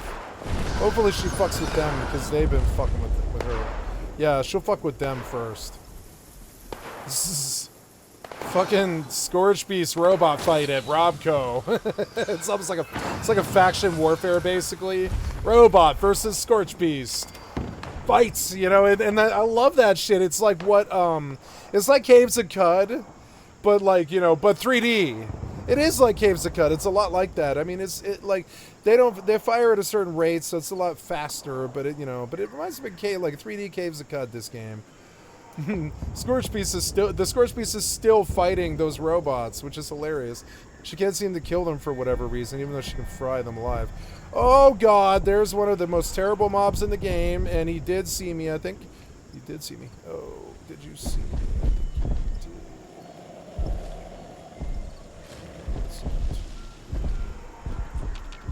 I'm hidden. I don't think he saw me.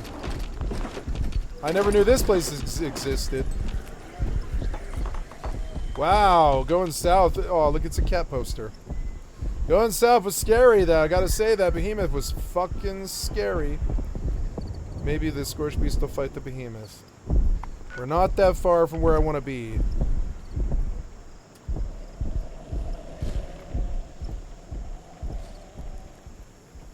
Run through the trench like World War I. Safer. I got away from them. Which is good, because they're both nightmares. The Scorch Beast is a nightmare. I'm not equipped. I would need a rocket launcher that had a homing thing on it. And I'll have to focus on that. I'll have to go get caps. I need to go buy my daily caps. I don't know where to safely do that. Probably Burning Springs. Or, well, I don't know. I've been safe in the mall most of the time I've gone there. Last time I encountered a guy in the mall, I didn't fire, and neither did he. Probably because you'll hit robots, and then everybody dies. And then the loot's on the ground, and it's just a shit show. I would say the mall is actually probably a really safe place, because if they miss and hit robots at all, it's over for them. So many robots are going to aggro. Oh, did he see me? No one here. I'm not the Jedi you're looking for. I love the design. I'm like trying to get up in this building, but there's super mutant patrols. Almost there. Oh, yeah, you're lighting me up. Oh, run. Oh, not too good. Rocket launcher. Not too good. Keep going. Oh, yeah. Alright, we saved. Okay, lots and lots of typewriters for screws.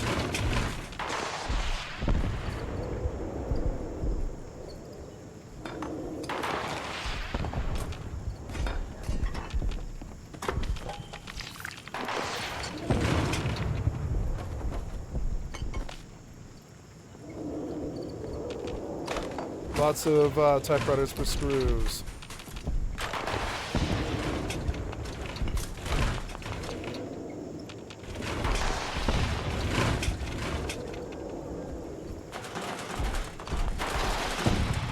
He keeps firing a rocket launcher where he thinks I am. Sooner or later, I hope he aggroes something else. There's a nasty sub-boss spawn right outside.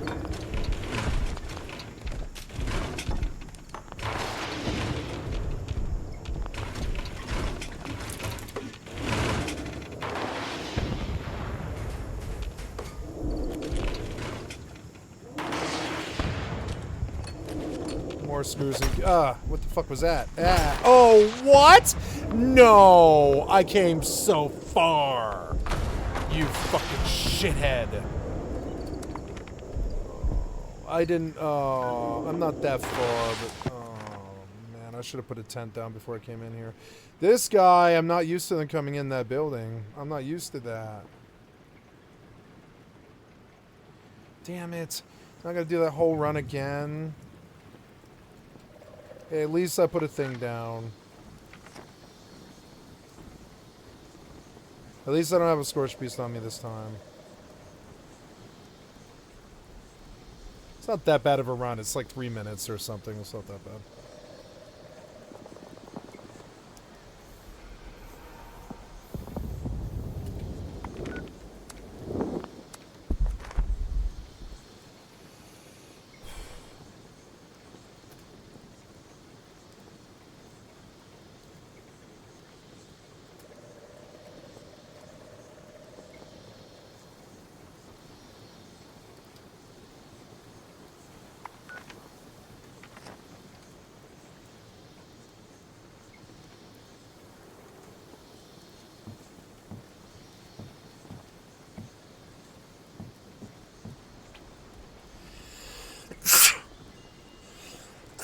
Excuse me. Ah.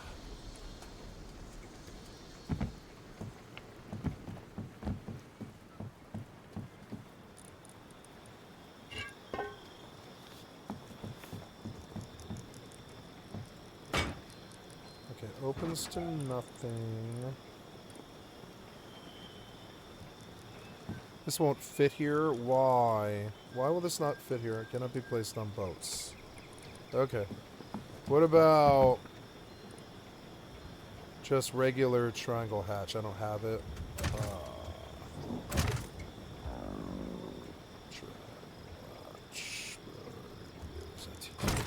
There it is. Make me a regular triangle ladder hatch. I need a ladder, however.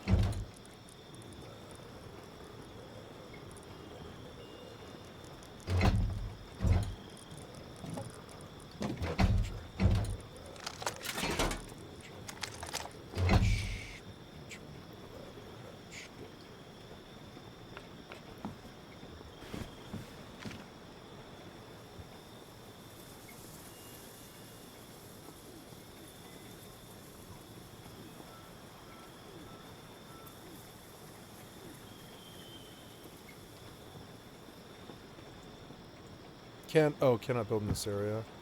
Blocked by sail. Okay. So, pull the sail.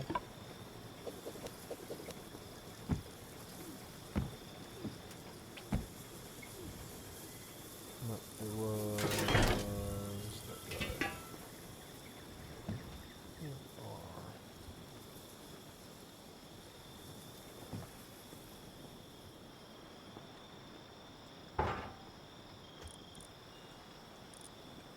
Oh. Good, good. We're making good progress here.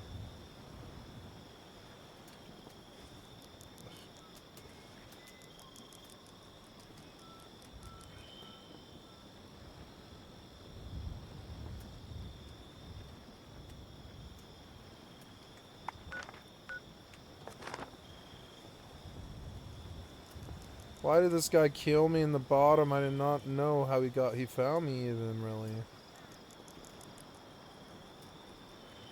This came in, two-shot me. What the fuck was that?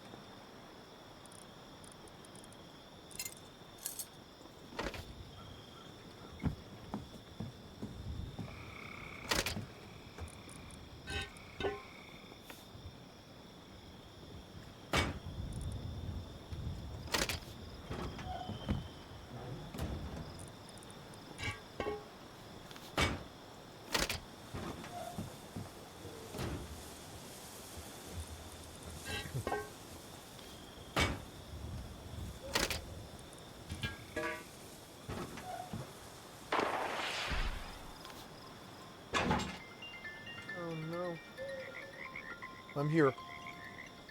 Fucking pressure. Hello? Hey. Oh, yes. No problem. I'll be right there. Bye. Okay, I gotta step aside, but I gotta go get my body first. Almost there. Oh, I can hear a behemoth. That's not good. I'm off track for some reason, and I don't know why.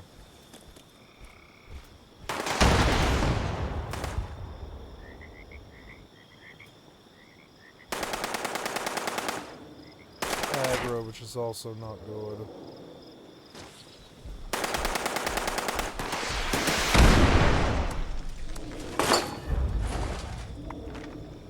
Get me the fuck out of here.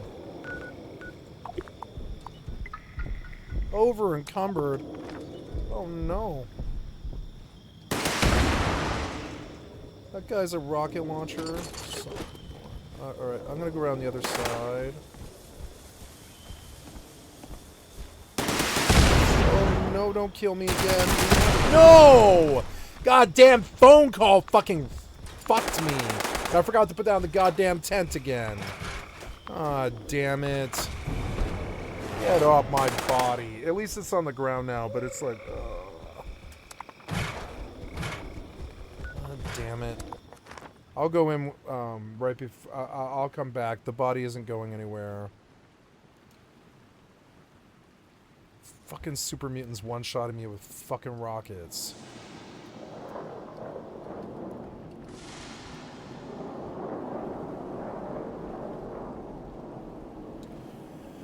Gotta go help bring in groceries from the car. I will step away for 5 minutes here.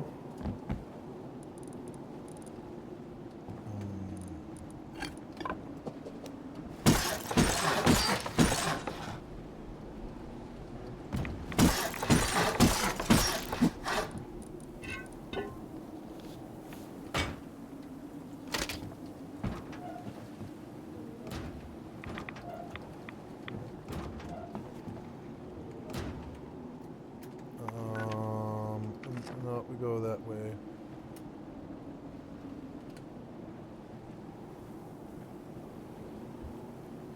It's a rat storm now, and I'm gonna have to get cover. Oh god, the body. The body.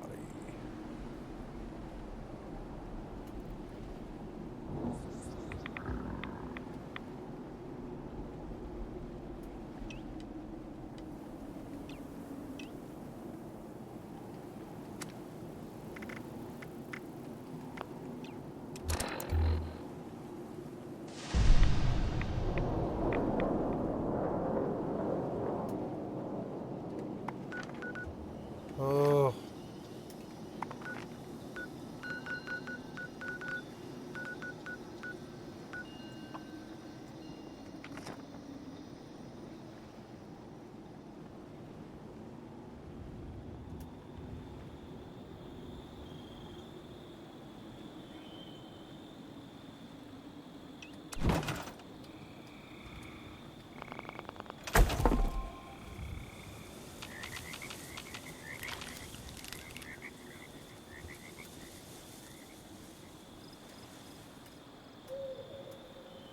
I think I hear my mom.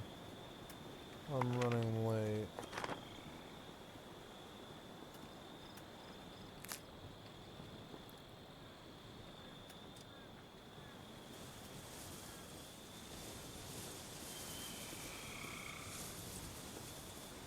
Gotta get the body and just fucking run the fuck out. Maybe if I come in by the road, I won't aggro them. Gotta take the time to do it right. I don't want to lose this body. It's full of stuff.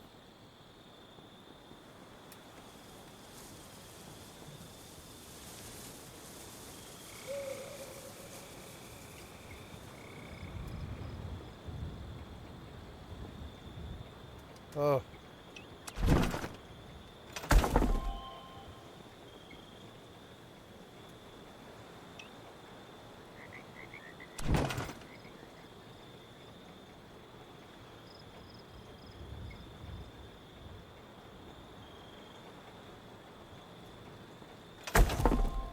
They're much, much better.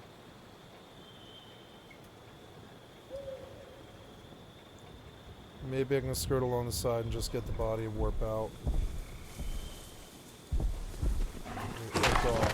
Oh god.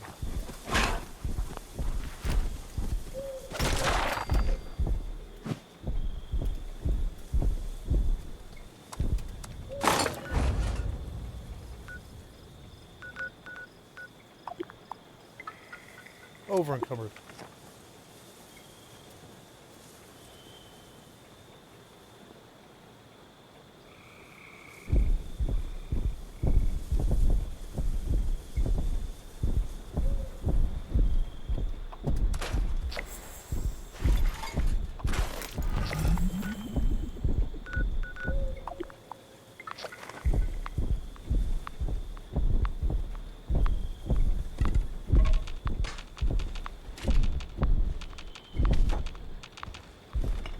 Okay, I gotta go run. I'll be right back. Oh, God. Did you find me? You did! No! No! Wait, I was teleporting! Oh, God. Go, go, go, go, go. Oh, God. Teleport me. Go, go, go, fucker, go. No! No! Oh, you're so annoying.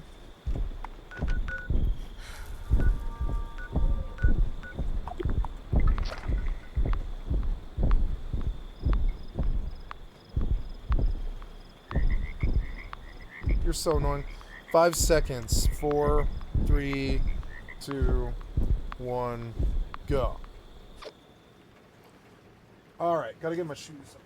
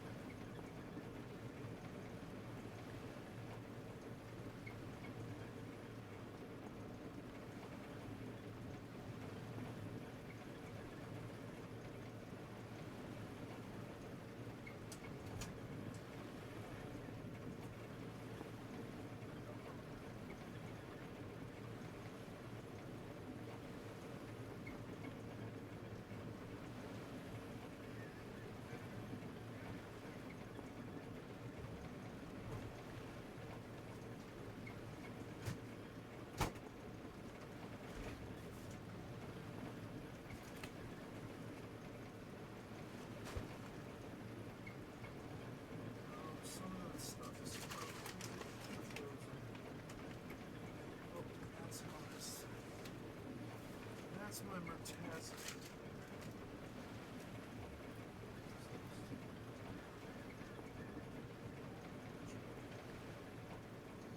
Alright, kitty, just get some water.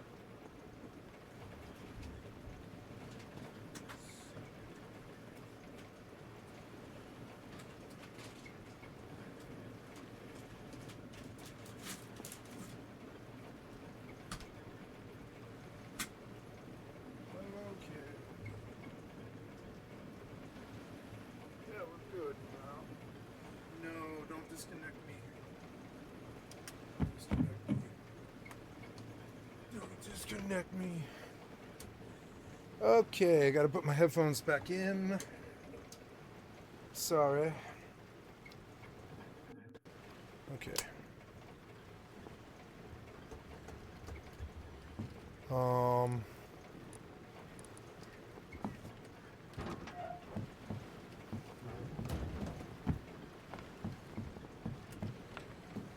Yes.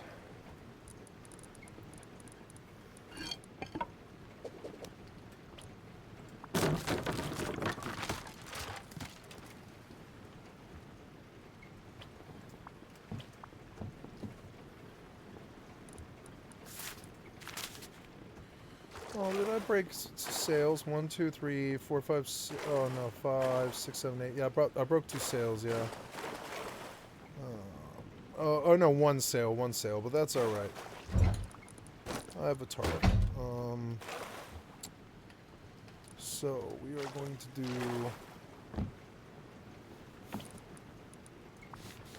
triangle, triangle, triangle, triangle.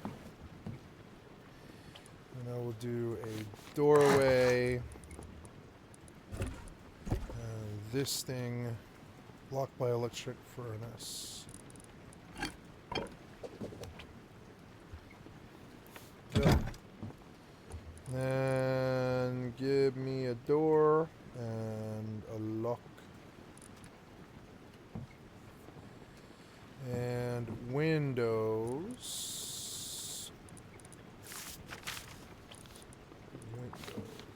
Window. And, yeah. Okay. 1, 2, 3.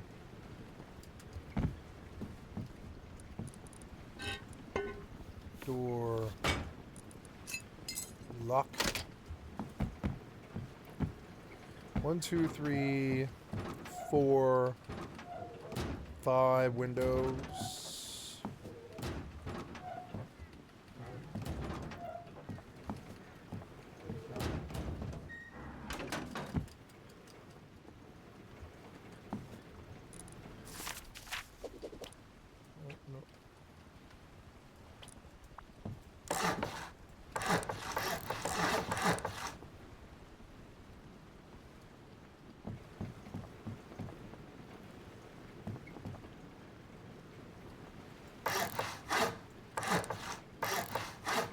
This is a much lighter boat for almost the same utility.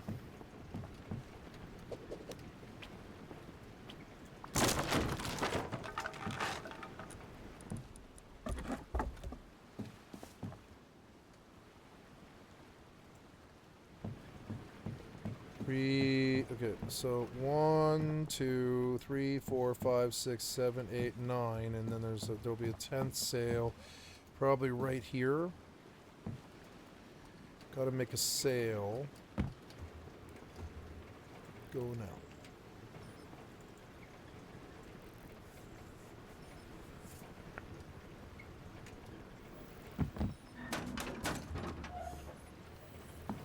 Well, no, I guess here's a window. So I need 4 windows.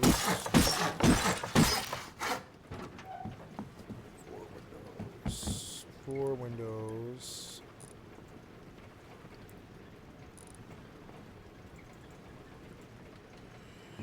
4 windows.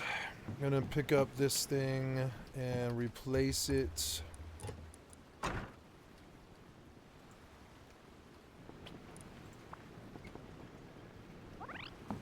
Very good. We'll do 4 windows.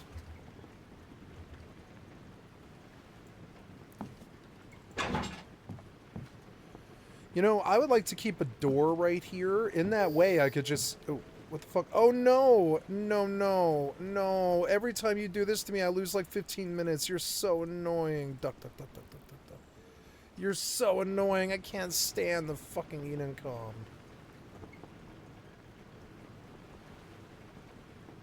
Please duck, please duck.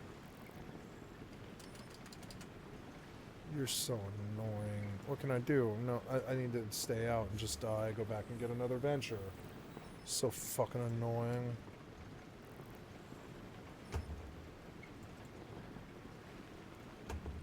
Oh, the fucking guns. I gotta pay attention to eat more. Alright, just send me home.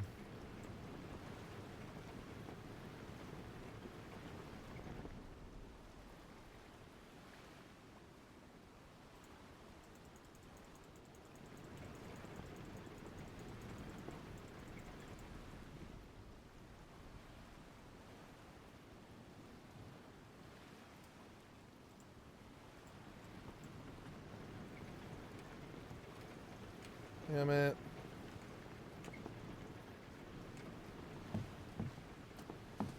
Yeah, I would like to put a door and a window. I don't think that's going to work. Oh. Wait, no, I think it would work. Or, well, I don't know. Will you let me put a wall right there? You might not, huh? Will you let me put a wall right there? No, huh? No, or, well, I don't know. I could put a door right there. No.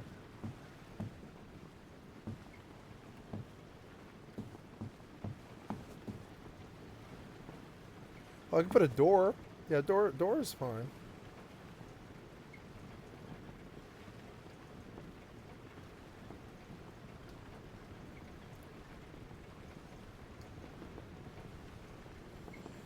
Door.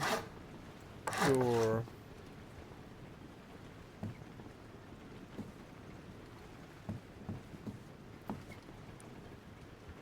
Door, door, lock, lock. And in this way, I can keep it all... I can keep these open without very much risk. Very good. And did it add to the mass? It did, though. It added significantly to the mass, which sucks. Or I don't know, 2320. That's still a lot lighter. Make me a sail.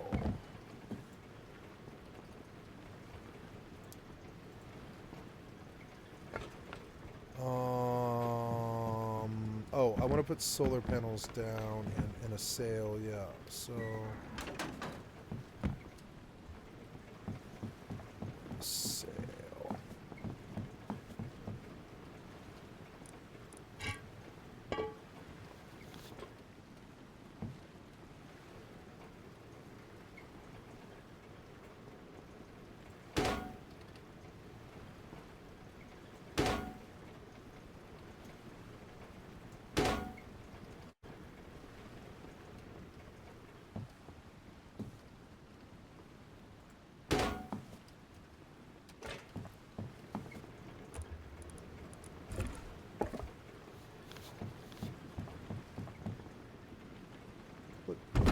Does fit. Nice. I might even be able to stick a cannon here. Although I think it adds to the weight of the boat a lot. So good, there's cover.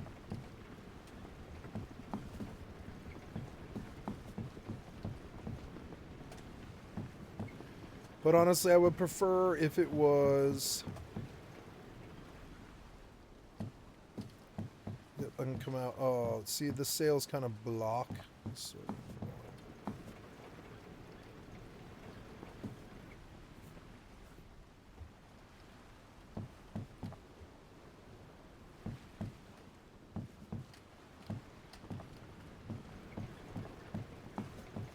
hi, pretty kitty.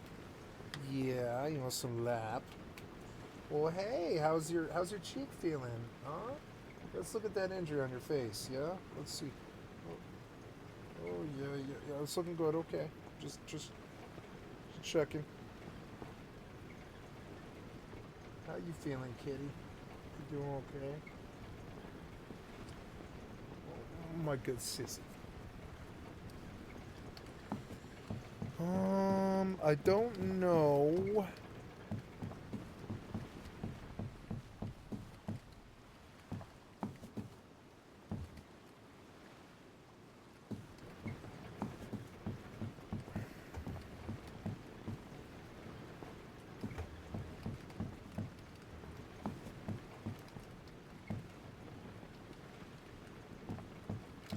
I want to play with some ideas.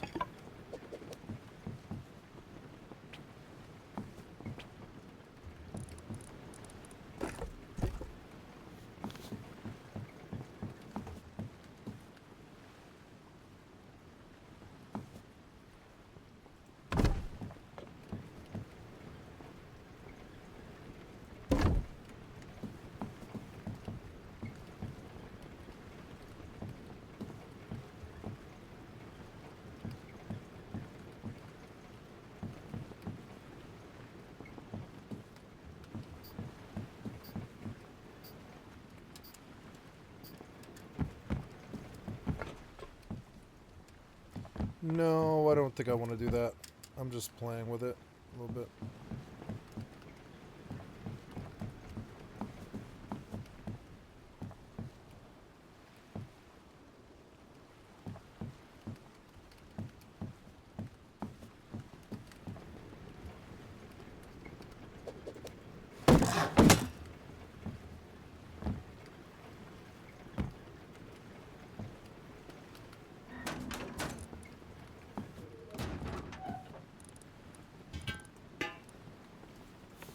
Hi, pretty kitty.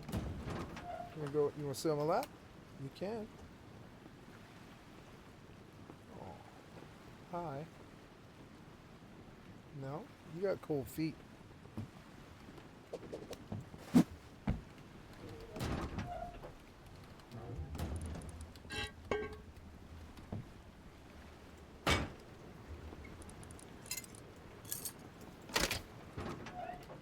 Yeah?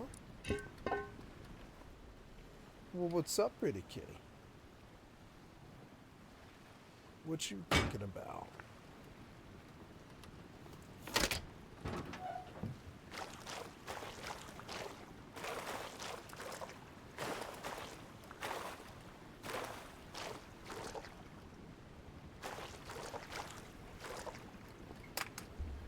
Oh, pretty kitty.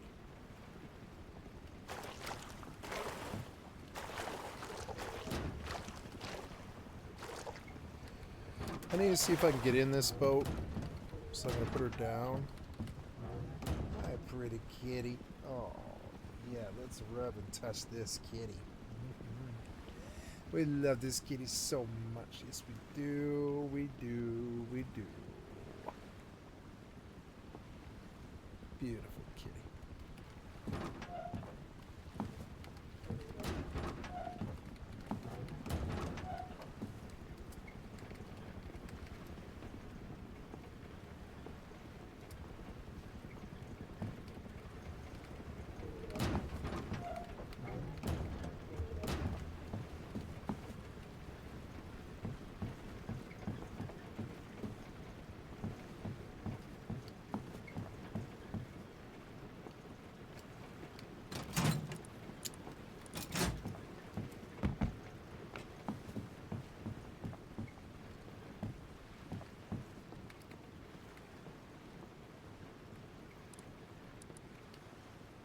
No, this does work, and in this way I can keep these windows open so I can see. I can like really see what's going on. No obstruction, nothing. I like that. It's a good design. It's cool. Doing good, kitty. Doing good.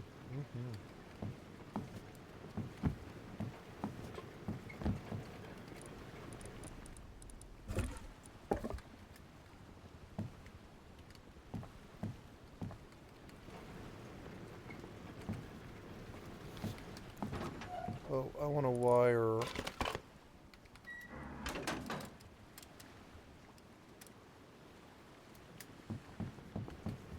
I would also like another ladder hatch up here, right there.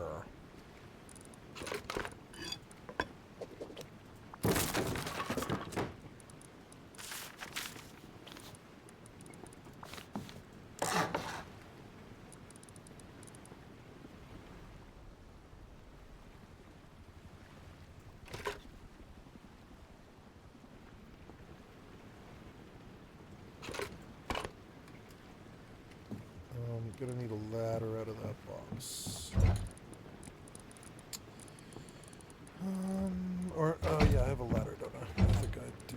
Yep. So give me another hatch.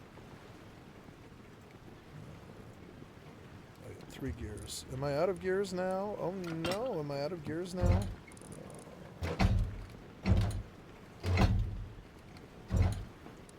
Out of gears now. Yeah. Out of gears now.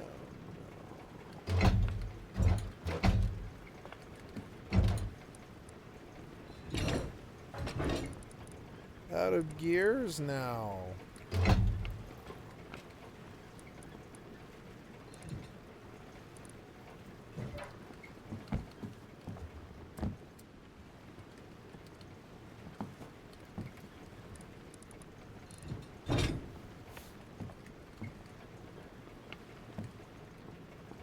No.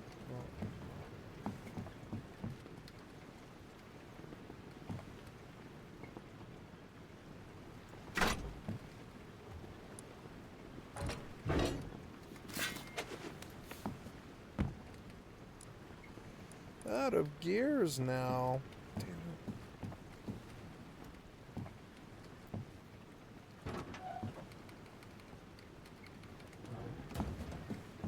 Maybe I can teleport home.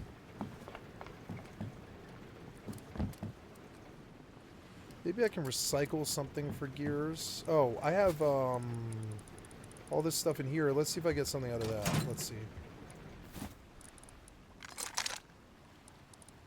Stuff that'll give me gears. That's a good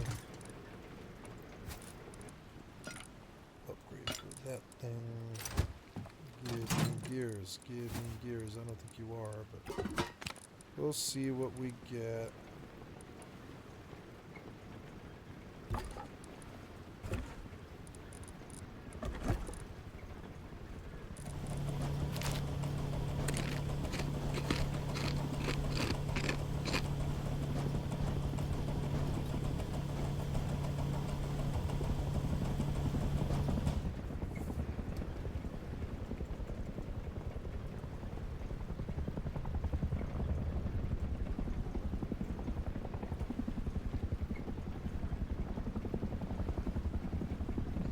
ISOP just started.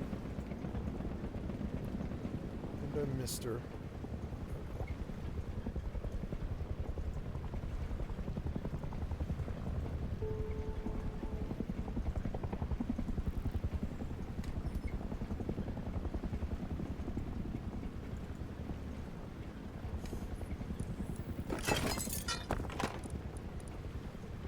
No gear.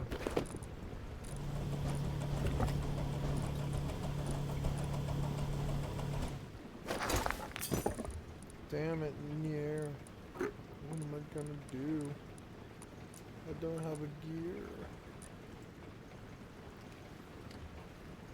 Alright.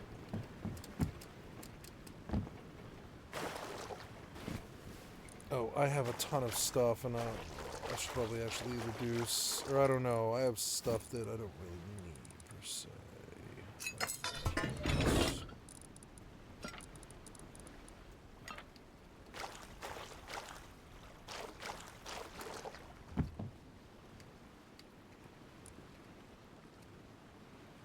Oh good, this will take me right back, which is very good. I can just go buy gears.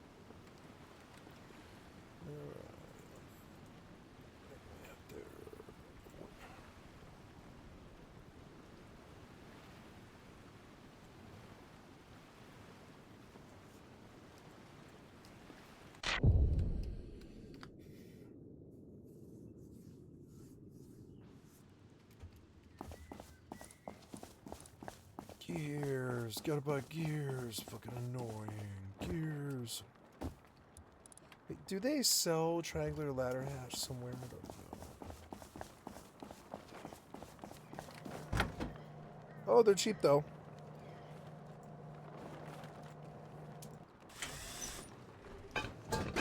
Oh, this was easier than I thought. Nice.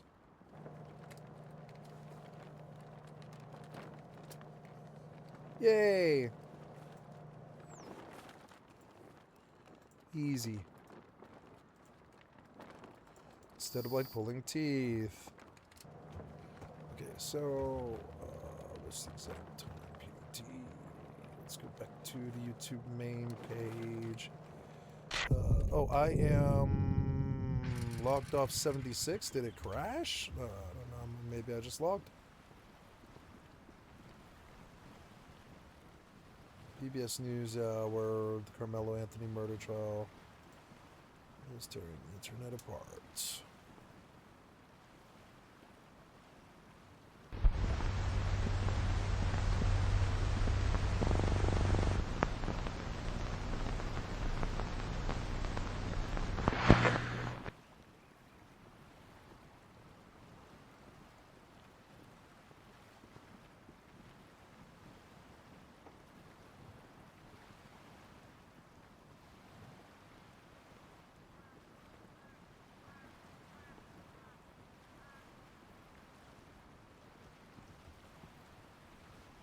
Oh, 70 billion to ICE and the Border Patrol. We're starving and you're paying for Sheriff of Nottingham. You fucking asshole.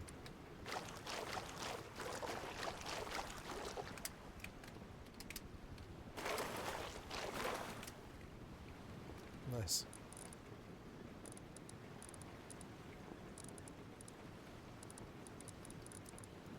Yes, I need a triangular. Oops.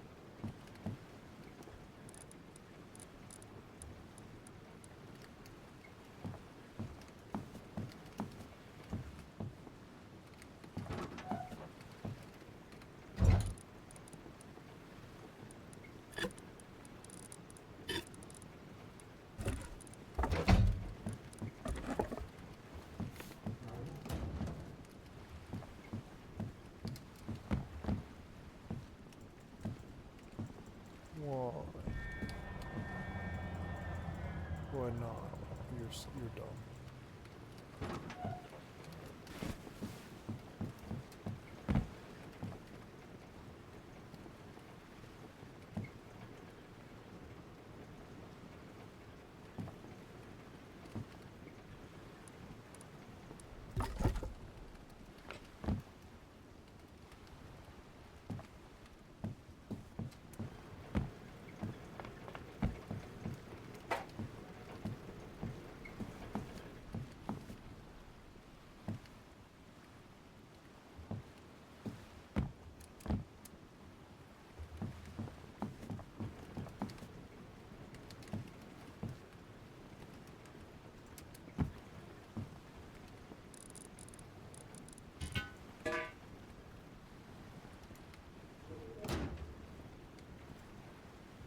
Oh, blocked by a sail. Oh. There's sail.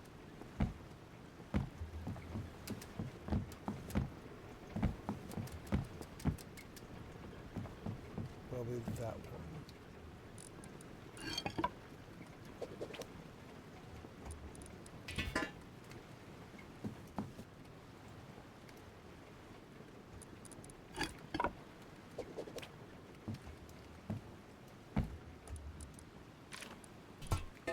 janky and annoying.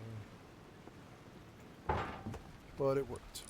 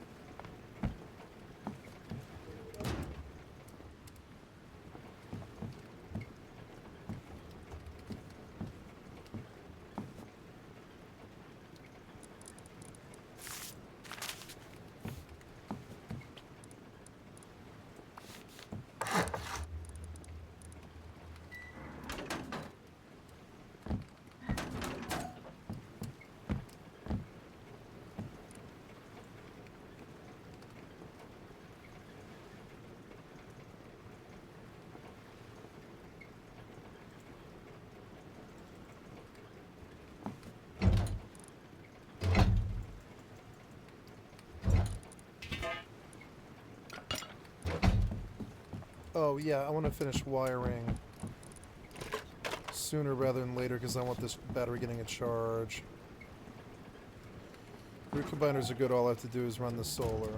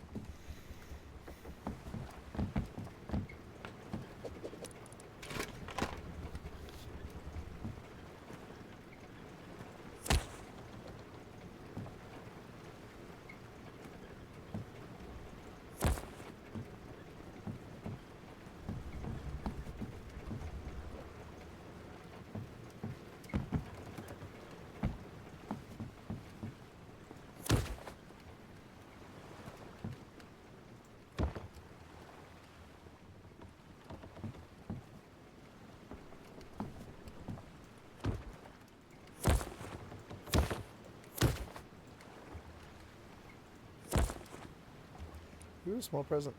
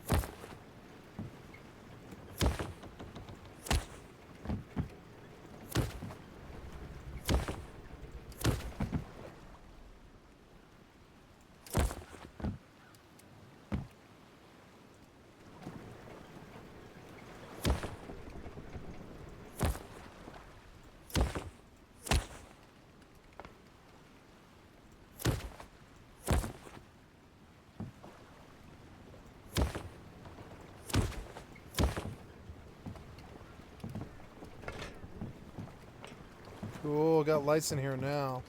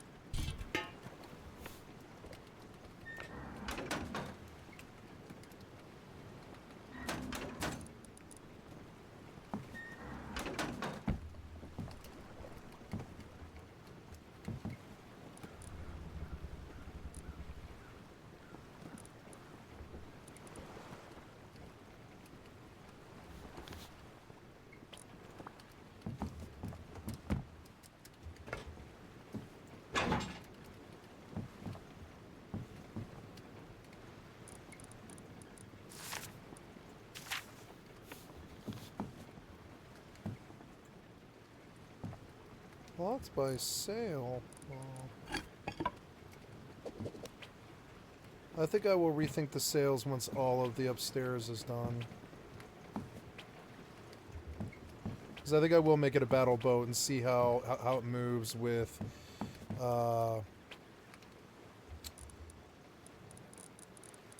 see how it moves with windows, if it's too heavy or what.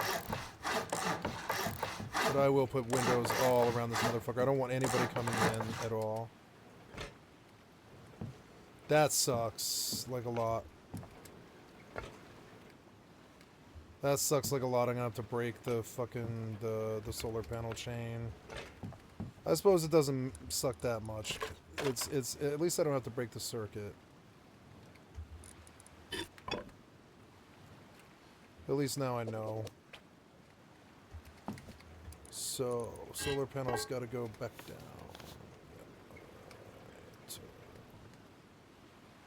Right. Here. This will go to one of these is empty. Actually, that was not that bad. That was not that bad. So, sometimes it can be a nightmare. It can be disheartening when you have a power problem. Yep.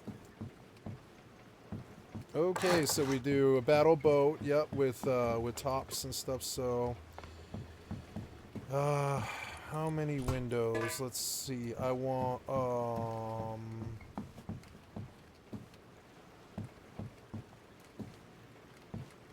yeah, we can make these windows, bars, windows, bars, window, so I gotta make a window.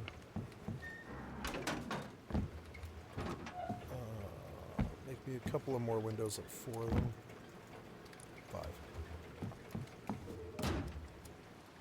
Cool. And,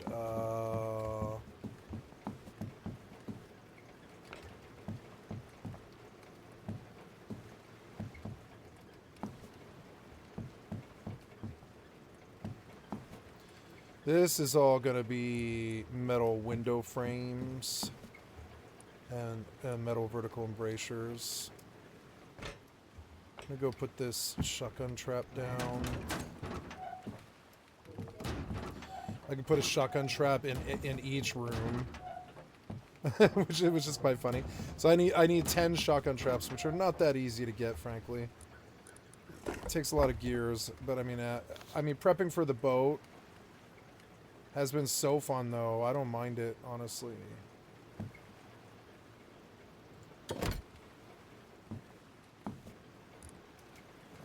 So does that work? Yeah, that works. That's the proper. And then I needed to find out if I can actually get in the boat or not, because that's kind of a thing.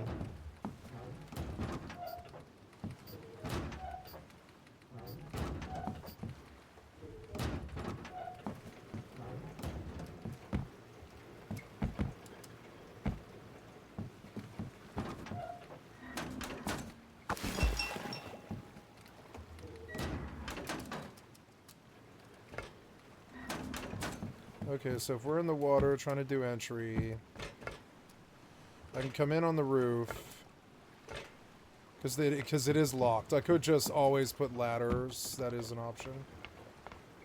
don't think I can get up here, though. I don't think I can get up and over. I can get out it. Yeah, maybe we can get out this time.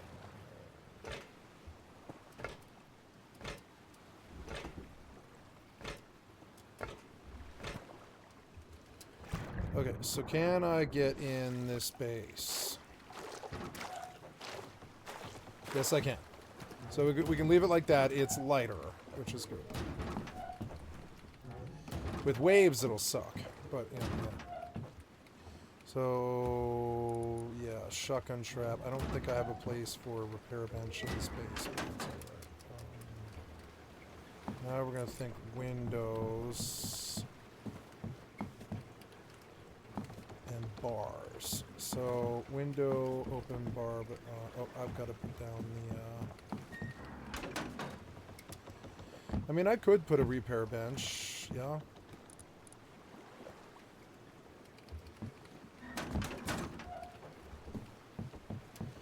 Make me a repair bench. I'm sinking down on my arms again.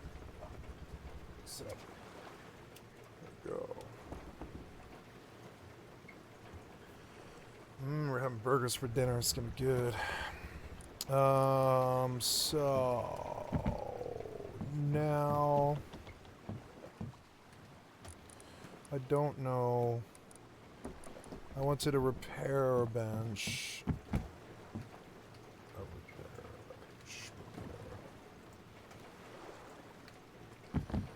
And then I'm gonna put a lock on that thing. A lock on that thing.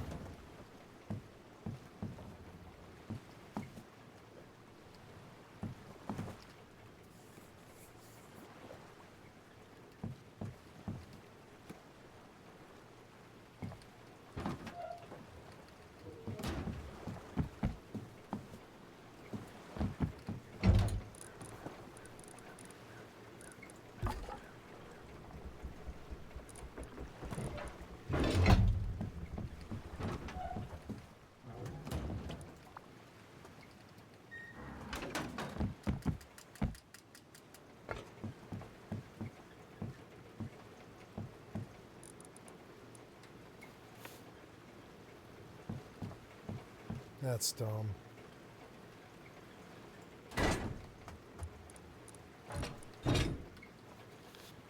Oh no, I probably can't do this. I've forgotten about the sails. Completely forgot about the sails. So, sail 1, sail 2, sail...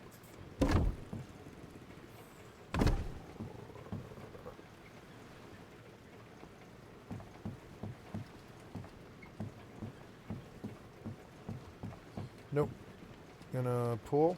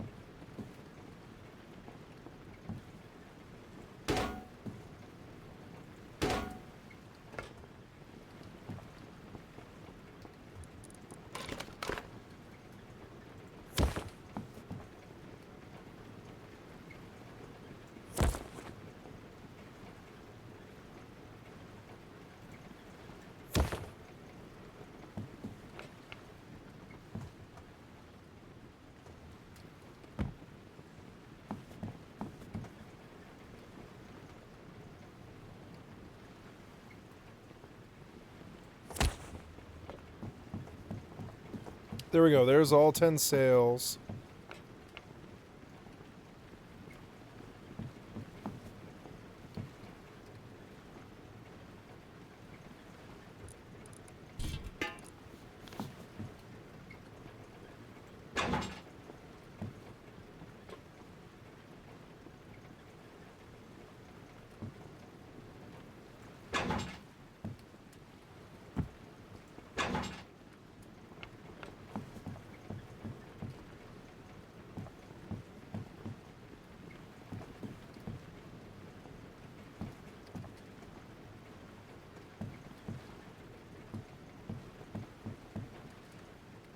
I love this boat. It's a good design. Took me a while to arrive to it.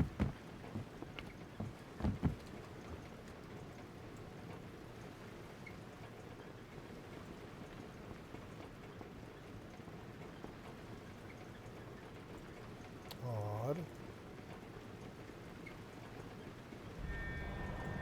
Oh, did the trace close? I must have messed up. Oops.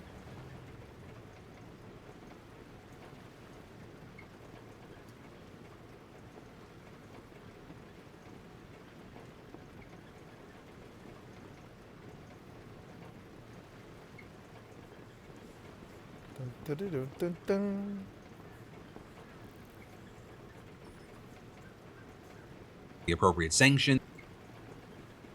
We've got to talk about what's really going on with the Carmelo Anthony murder case. It's blowing up online and has ignited a new culture war firestorm. Dive deeper into the Belfast attack that sparked a dangerous riot. Make sense of the Bricks and Minifigs Reckless Ben GoFundMe twist that no one expected in that Lego scandal. And break down what last night's primaries exposed about Graham Plattner, Maine, and Nevada. We're talking about all of that and even more on today's brand new Philip DeFranco show. You daily dive into the news, so buckle up, hit that like button, and let's just jump into it. Starting with this. Carmelo Anthony's been found guilty of murder for the fatal stabbing of Austin Metcalf and sentenced to 35 years in prison. And despite lawyers on actually both sides saying that race had nothing to do with what happened, the case continues to be thrust into the national spotlight by those who argue that this and a handful of other cases show that the Western world is facing an epidemic of violence against white people. And so let's start with what happened, right? This goes back to April of 2025 when both Anthony and Metcalf were 17 years old. And what's generally agreed on is this. Their high school track teams were taking part in a district-wide meet in Frisco, Texas. It started raining and Anthony ended up in a tent belonging to Metcalf's school. Metcalf then arrived at the tent along with his teammates, including his twin brother, and told Anthony to leave. It's a confrontation followed that ended with Anthony pulling a pocket knife out of his bag, stabbing Metcalf in the chest, who was then pronounced dead shortly after arriving at a local hospital. But then beyond that, the details have been disputed in court. The defense said that Anthony had actually been invited to the tent, but that when Metcalf and his brother arrived, both of whom were much larger than Anthony, they told him to leave, saying Metcalf pushed Anthony while his brother stood nearby, for all Anthony knew, ready to jump in. With the defense telling jurors that Metcalf had, quote, no legal right to put his hands on Carmelo, and that Anthony had to make a split-second decision about whether his life was in danger, and ultimately arguing that prosecutors failed to prove Anthony did anything but defend himself. Or with them also arguing that the stabbing had been carried out under what's known as sudden passion, telling the jury decisions made in the heat of the moment are different than decisions that come after reflection. They called a few witnesses to the stand, including students and Anthony's former coach, who spoke to Anthony's character and academic success. But then you also had the prosecution calling nearly 24 witnesses, including several eyewitnesses, and several of them rejected the idea that this was self-defense, with some acknowledging that Metcalf pushed Anthony to get him to move after asking him several times to leave, but not in a way that justified deadly force. You also had some witnesses saying that Anthony already had his hand in his backpack when Metcalf approached him, and saying that Anthony threatened Metcalf, with one testifying that Anthony had told Metcalf, touch me and find out. And ultimately, the prosecution pretty much summing up their argument in one statement, saying, you don't get to meet a shove with a stab, especially if you provoke the shove. And so then with all that, you had the judge also allowing the jury to consider manslaughter charges, or which would carry to a sentence of up to 20 years in prison, but it took them less than 3 hours to agree on the first-degree murder conviction. A conviction that could have actually carried a maximum sentence of 99 years, but they decided on 35. And while he was otherwise tried as an adult, the death penalty hadn't been considered since Anthony was a minor at the time of Metcalf's death. But also the fact that it's only prison time, it's something that many on the right have taken issue with people like Congressman Randy Fine, MAGA influencer Matt Walsh, alleged human trafficker Tristan Tate, and far-right commentator Nick Fuentes, all among those having called for Anthony's life to be ended. With Tate saying that it should be done by firing squad and televised live, while Fuentes, he's backed the idea of a public execution, and also you have people pointing out how he once said on his show, this young man who killed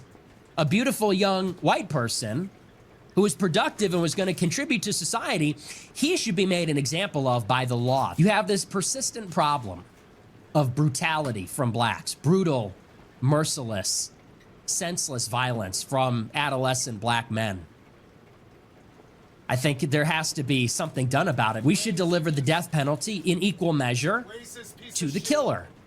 And in order to send that message, we have to do it in public. And while Fuentes, he gets a ton of views saying stuff like this, he is by no means the only one that's been emphasizing that this was a case of a black person killing a white person. For just a couple of weeks after Metcalf's death, you had Jake Lang, a pardoned January 6th rioter and the leader of a group called Protect White America. He organized a small demonstration at the stadium, which of course then drew counter-protesters, with actually Metcalf's father being among those denouncing the protest. And then connected to all that, Anthony's family, they've been harassed, doxxed, and swatted, as well as falsely accused of spending hundreds of thousands of dollars raised for legal fees on a new house and a car. And you have people like far-right influencer Benny Johnson actually arguing that Anthony's parents, they should go to prison too. And then also the judge who lowered Anthony's bond to $250,000, allowing him to go free while awaiting trial. He was also the target of attacks. And then last week, right, Jake Lang, he was back outside of the courthouse shouting that Anthony should be lynched. And then also on the flip side, you had supporters of Anthony gathering and sometimes clashing with the other group, some shouting Free Carmelo. Though also with this, I should note that there are those on the left who aren't so much in the Free Carmelo camp, right? It hasn't been a pure left versus right situation. Also, one of the major criticisms that we've seen is that none of the jurors in this case were black. Though that said, you have a number of experts saying there's no sign that that was deliberate and the jury was otherwise fairly diverse. But then still, you have plenty saying that is an issue. They're pointing to research that's shown that public perceptions of violence can change depending on the race of the victim and offender. And actually, historically, in the US, whether or not race is a factor in an alleged crime, many say that it's often been a factor in the outcome of a trial, especially if the suspect is black and the victim's white. And so you've seen some arguing that the trial and the outcome may have looked very different if the roles were reversed. And to make their point, some have pointed to comparisons of other high-profile cases where race became a flashpoint. Right? Many pointing to the situation with George Zimmerman, for example, acquitted of second-degree murder and manslaughter after shooting and killing 17-year-old Trayvon Martin, arguing self-defense. But then also with this, you have some folks on the right bringing up an example that they say proves their point about this being part of a wider issue about anti-white violence. Or with former Congresswoman Marjorie Taylor Greene, for example, comparing the Metcalf case to that of Irina Zarutska. She's a 23-year-old Ukrainian refugee who was fatally stabbed in North Carolina last August. And in that instance, the man that killed her, he was found incompetent to stand trial for now, which Greene basically argued is letting him off easy. And then, going back to Fuentes, you had him bringing up that fatal stabbing of Henry Novak in the UK that we've been talking about, writing on Twitter. He was clearly motivated by nothing other than pure racial hatred for white men, just like the Sikh killer in the UK, saying the courts need to make an example out of these pieces of shit to send a message that this evil won't be tolerated. And also the outrage around Novak's killing has contributed to the growing anger around another terrible murder in Belfast. Right, we talked about that on yesterday's show, but since then, the rage has ballooned into protests and massive riots where you've had masked men setting cars and homes on fire as families fled for safety. And this, after earlier this week, you had a man brutally stabbed on the street who's currently in serious condition with injuries to his face, neck, and back, and even lost an eye. Video of that attack has gone viral online with people everywhere condemning this horrific violence. And the suspect, he's been arrested and charged with attempted murder, but also there's been a ton of focus on the fact that he came to Northern Ireland from Sudan. And with that, you've had tons of far-right voices in the UK and really all over the world using this tragedy to stir up anti-immigration rhetoric and racism. And because tensions around these subjects are already heightened over there, you've had tons of leaders trying to urge people to remain calm and protest peacefully, knowing just how easy it is for things to get out of hand. But instead, you've had many turning up the heat with, for example, the UK's far-right Restore Party writing things like, "Do not make peace with evil, destroy it," and saying with the British people's approval, a Restore Britain government will put murderous third world savages to death. You also had anti-immigrant activist Tommy Robinson accusing Prime Minister Keir Starmer of welcoming terrorists into our country and said that the government has blood on their hands for granting the suspect asylum, with them also sharing information on the protests happening there. And then you also have people like Elon Musk sharing that information to even more people. Or with Musk bouncing between retweeting a bunch of inflammatory posts about the crime and also telling people that only by protesting repeatedly and loudly will there be any change. And the protests in Belfast quickly turned chaotic. Again, homes getting set on fire as rioters, many of them masked, targeted buildings that they believed immigrants lived in. You had vehicles set on fire as well, and some transport services in and around the city had to be shut down. And it's left the community frightened and shaken, with one BBC reporter explaining, "We've seen police officers and firefighters having to actually rescue families from those buildings, bringing them out through the flames. So there has been disruption on the streets of Belfast this evening. There has been damage to some property, and in some places there is a serious risk to life. This is exactly what the authorities were worried about. It's what they've warned of." And when it comes to the damage, you have footage from this morning showing the aftermath, showing cars completely destroyed, turned to ashes, homes scorched with windows shattered. So far, you've had the police service in Northern Ireland posting that at least 2 arrests were made in relation to all this. You've got officials condemning the violence as an act of self-harm to communities impacted and adding, "This disorder is an insult to the victim of this assault, an insult to the members of the public who bravely stepped forward to save his life, and the officers who rushed to the scene." You've also had the family of the stabbing victim speaking out against the the riots, saying, "This has been a massive shock to our whole family, and right now our only priority is being at his bedside and helping him recover." But they also said that the unrest wasn't welcome and, quote, "We have many migrants who make a deeply valuable contribution to our country, including in our healthcare system and hospitality sector, and we depend on them to make our country work," saying, "We do not want this terrible tragedy to be used to divide people or fuel hostility." And so then with that, you've seen some specifically calling out social media companies for allowing incensed rhetoric on their platforms, arguing that it's contributed to the violence. With many there also calling out Elon Musk directly for not only owning a platform where this kind of rhetoric thrives, but adding to it himself. With one MP saying the government needs to, quote, "take action against tech billionaires like Musk who control divisive algorithms that incite hatred." And you also had Northern Ireland's Justice Minister saying, when you have people like Elon Musk actually retweeting protests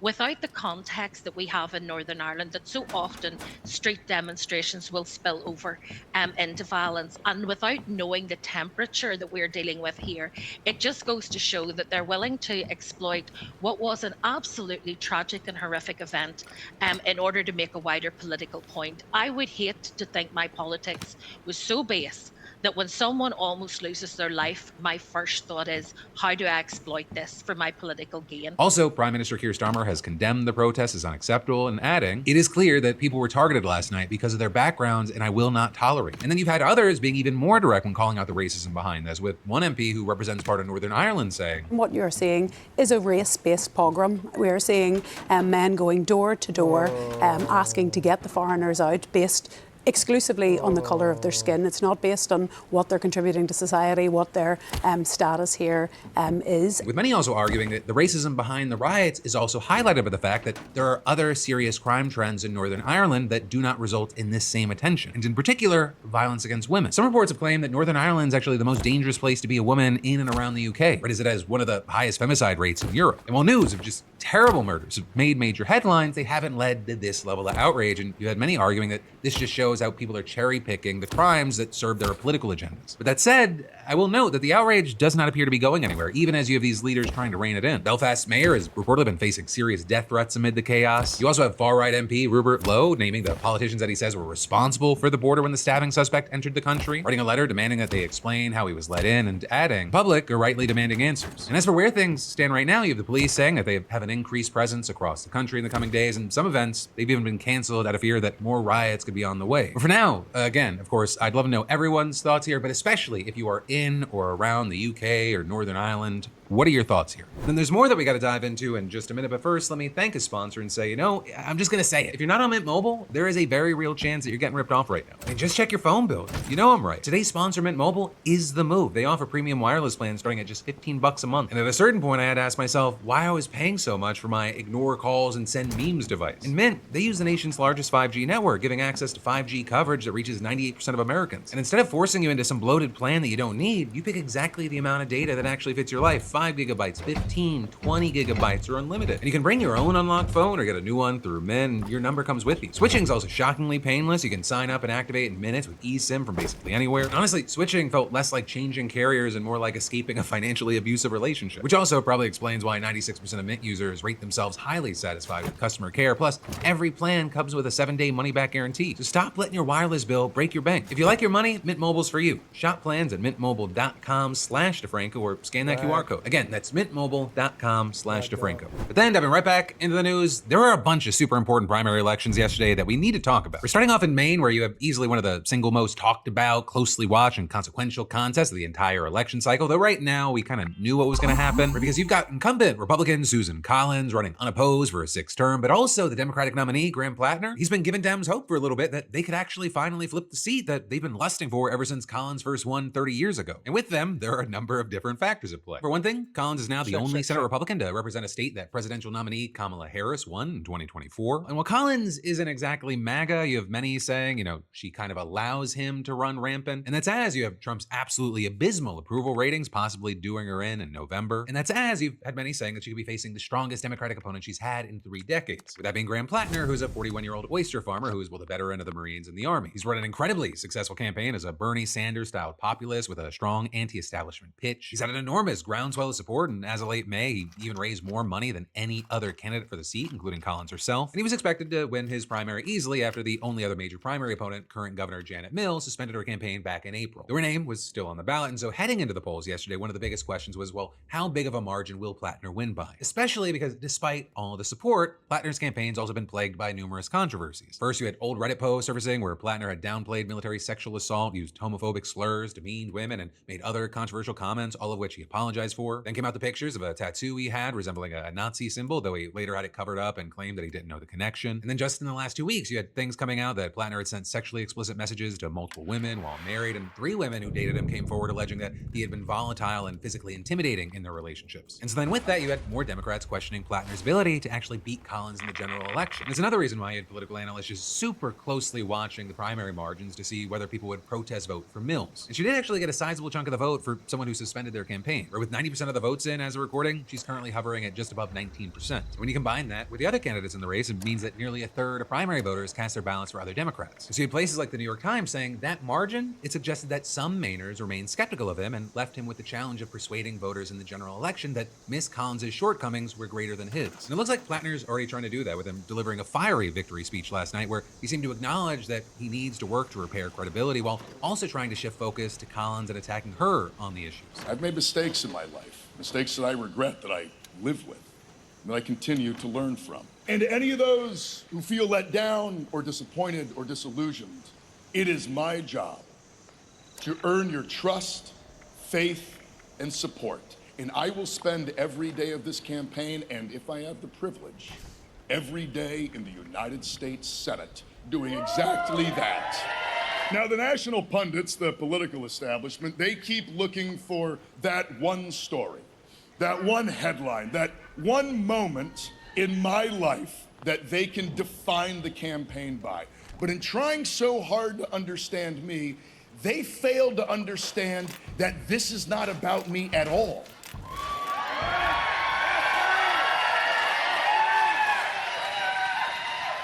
This is a movement about us. If you believe, as I do, that we can change our politics and change our country, then you must also believe that people can change. With Plattner then also going on to slam Collins' record, blasting the moderate image that she's been cultivating and trying to tie her to Trump. If you are an independent voice, why do you vote with Donald Trump 95% of the time?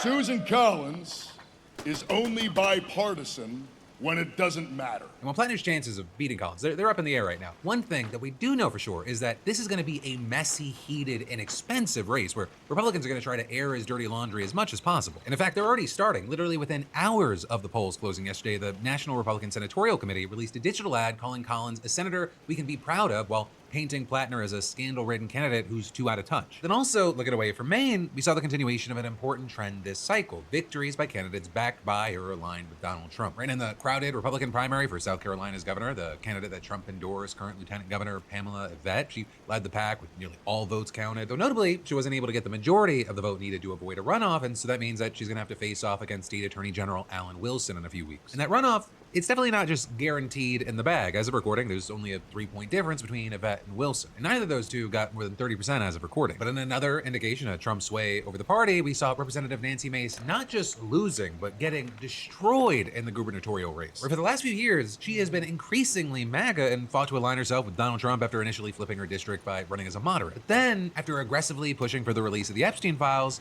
she lost Trump's favor. While she still tried to run for governor as a Trump-aligned candidate, it did not work. She is right now in almost dead last, in 5th place with just 12% of the vote. And then on the note of Republicans who strongly opposed Trump but then bent the knee and became staunch allies, we of course have to talk about Senator Lindsey Graham, because he also faced a closely watched and crowded primary that included at least one serious challenger and the possibility that he could be forced into a runoff. But thanks at least in part to Trump's backing, he was able to easily avoid a runoff, securing nearly 57% of the vote. Also in North Dakota, you had the incumbent representative for the state's sole House seat easily beating her primary opponent with help from Trump's backing. And then in Nevada, all 3 of the House candidates that Trump endorsed won their primary. primary. But again, as we look toward the general, it's going to be very important to see if those ties with Trump end up hurting some of those candidates. Right, in Nevada specifically, Democrats currently hold 3 of the state's 4 House seats. While they are favored to keep them, 3rd District in particular is viewed as competitive. And keeping all 3 of those seats, it's absolutely imperative for Democrats if they want any hope of taking the House. But you've got Republicans hoping that a decent victory for incumbent Governor Joe Lombardo at the top of the ticket is going to help them flip that seat. So as far as a victory from Lombardo, that is not at all secure. Right? Yes, well, he won his primary handedly without any real challenges. Nevada,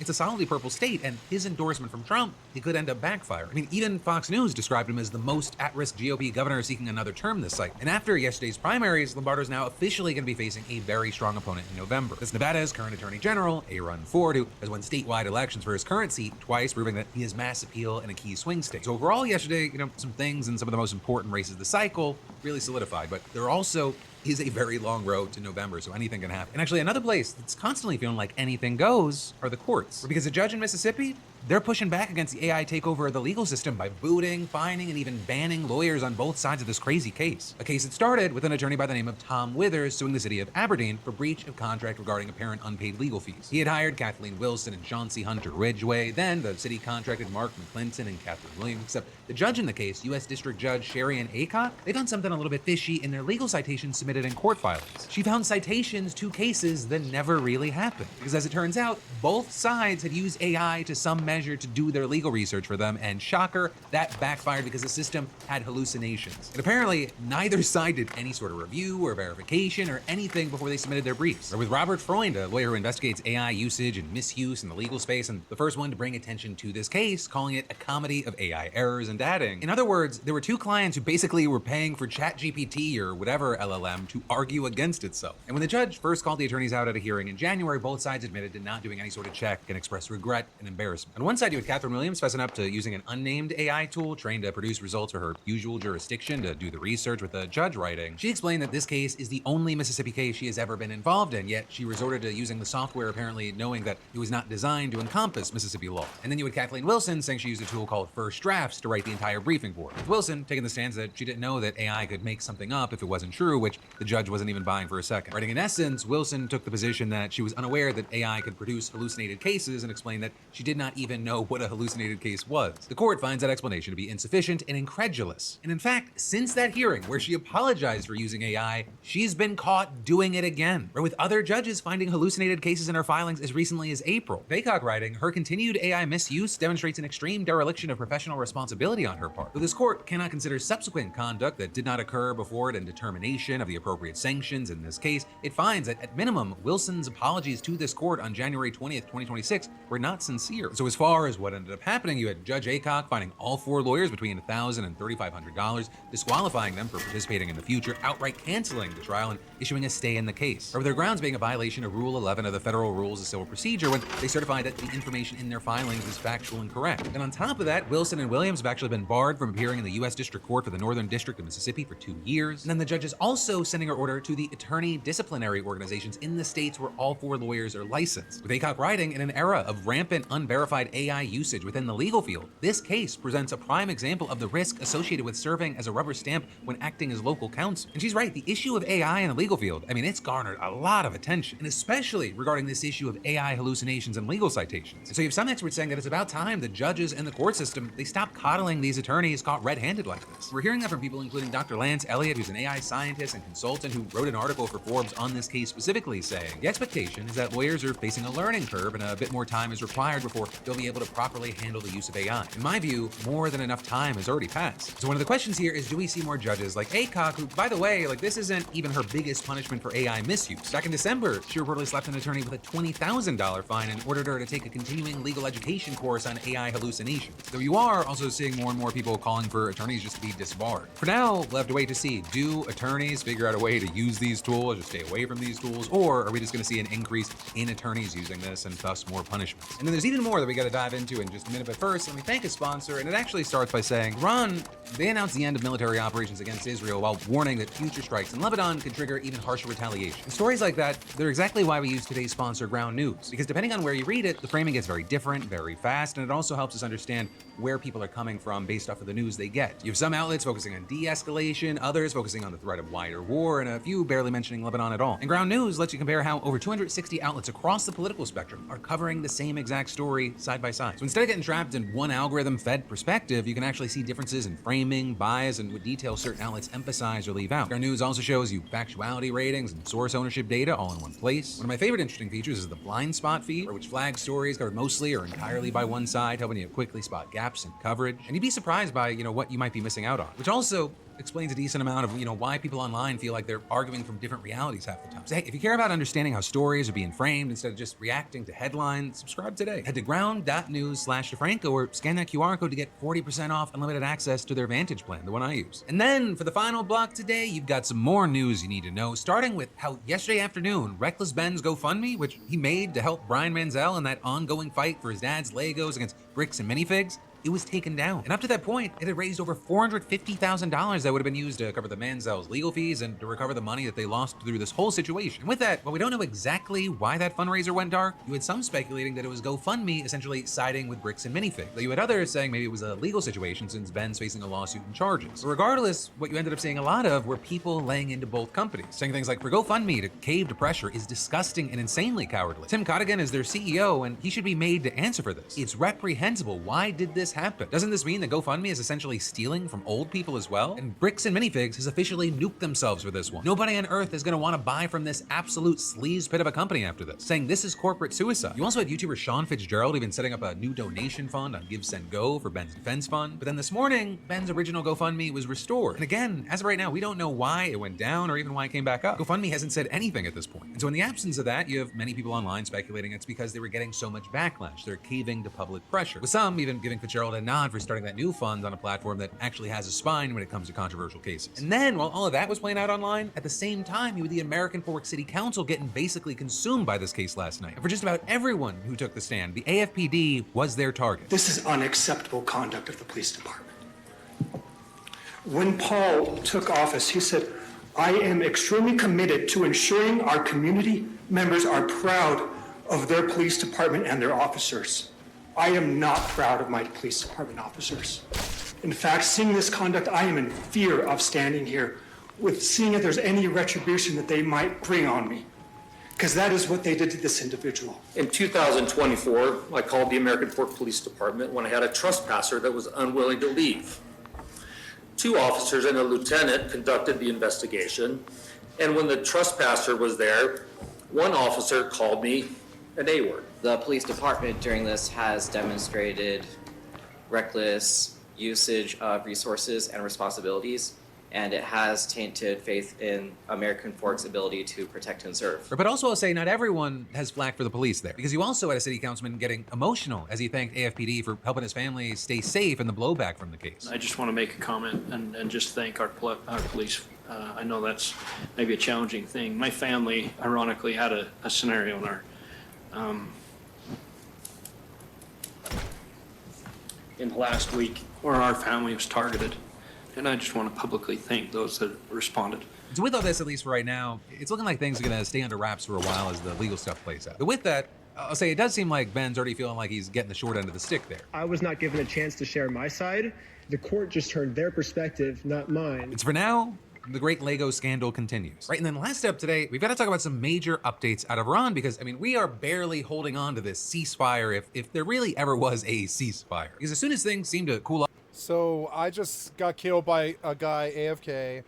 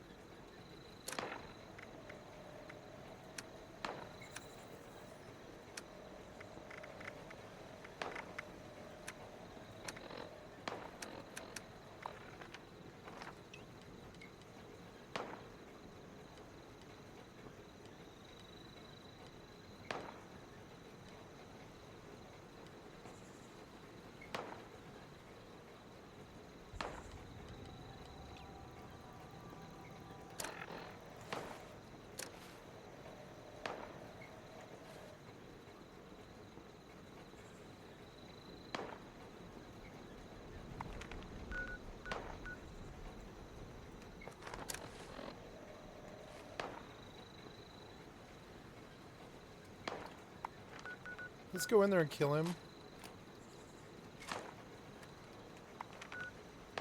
Maybe he's still in there. I'm gonna go back.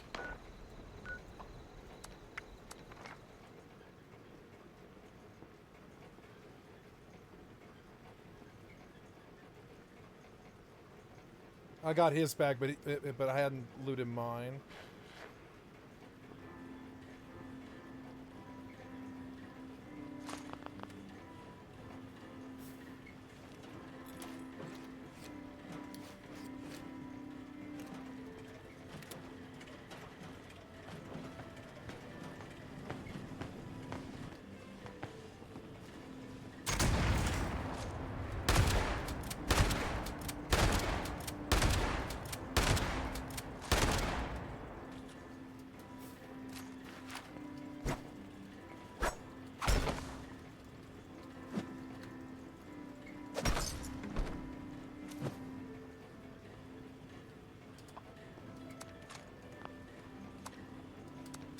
There's all my shit back.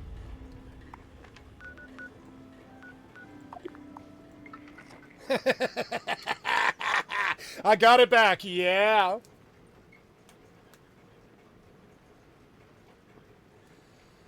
I got it back. Oh no, what's this? Oh no. Duck. It's a trans puppy something or another. Trans puppy set. Oh, that's good.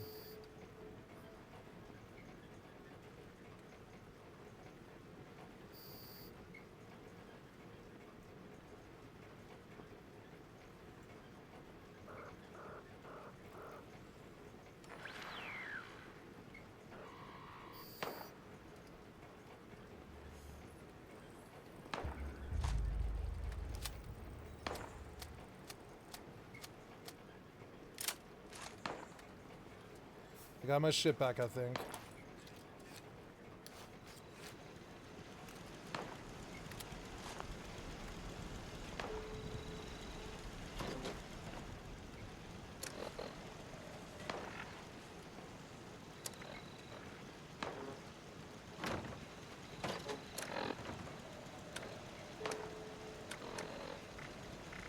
Oh, look, he had magazines for some reason. Yay! Homeboy had magazines. Why? Oh no, it was only one? Only one, but still one's better than nothing. Is somebody shooting my base?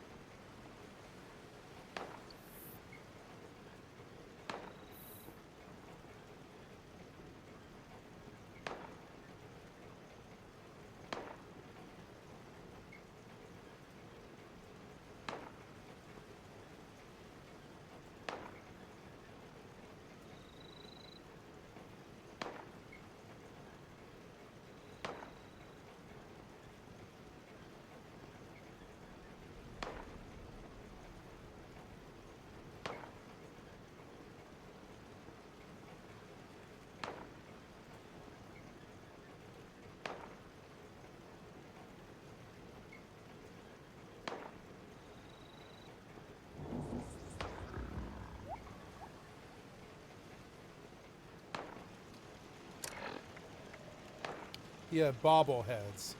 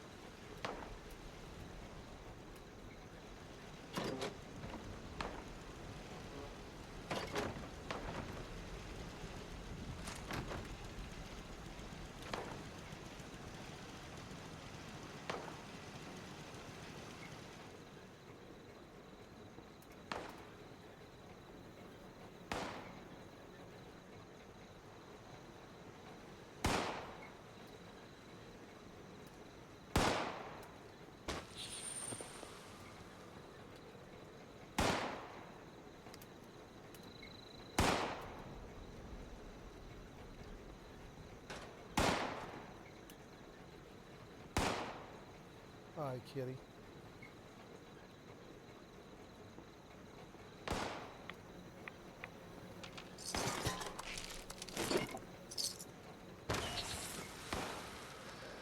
Odd. Hi, beautiful kitty. You want to sit on my lap? Yeah. Oh, don't fall, kitty. Oh, pretty kitty. Dinner. It's dinner time. Is it ready for dinner? Is it dinner time for kitty? Oh, you like? Am I speaking your language now? Oh yeah. You. Is it dinner time for kitty?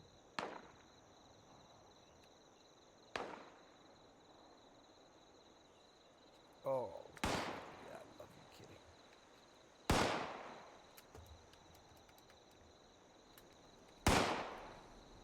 Purr, purr, purr.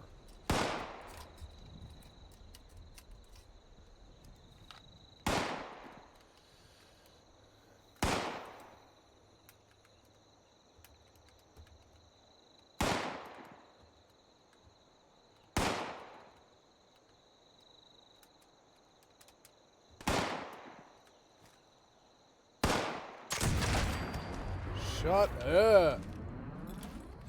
Jesus Christ, you're annoying.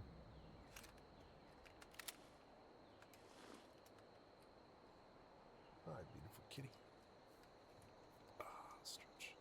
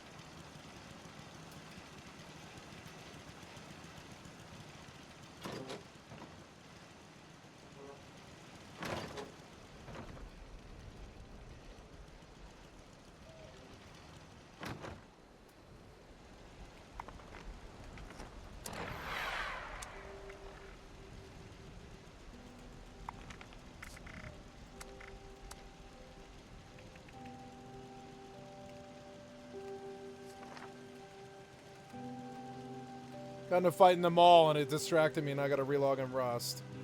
Off between Iran and Israel for a second, Iran led off a wave of attacks targeting U.S. assets in the Middle East last night. It appears this whole situation started when a U.S. Apache helicopter was shot down near the Strait of Hormuz on Monday, with U.S. officials saying that the helicopter was likely hit by a drone off of the coast of Oman while it was patrolling the area. As far as the 2 American crew members who were on the helicopter, they were luckily able to escape and they waited in the water Right for on, 2 they got hours before away? being rescued, apparently by a U.S. drone boat at a sea operation that was the first of its kind for us. So you had Iranian officials saying the strike wasn't actually intentional, even though they've been firing drones at commercial vessels coordinating with the U.S. With Iran's foreign minister posting that foreign...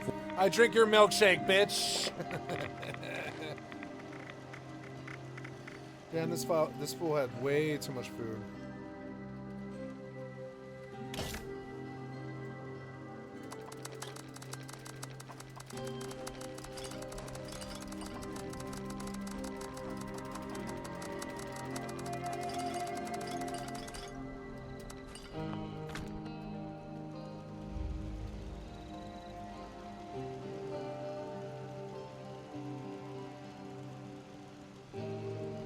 forces in proximity to our territory are at constant risk on account of their own human errors, plane accidents, or potentially being caught in crossfire. And at first, it seemed like Trump was actually going to let this slide. With the Wall Street Journal saying that Trump repeatedly said the incident, quote, wasn't a big deal in their phone call on Tuesday morning. Then he apparently changed his mind after a White House briefing with Defense Secretary Pete Hegseth and Chairman of the Joint Chiefs of Staff, General Dan Kane. Or because by yesterday afternoon, he posted the United States. Oh, I banked all his ammo. Oh, I like getting a kill on 76. It's so good.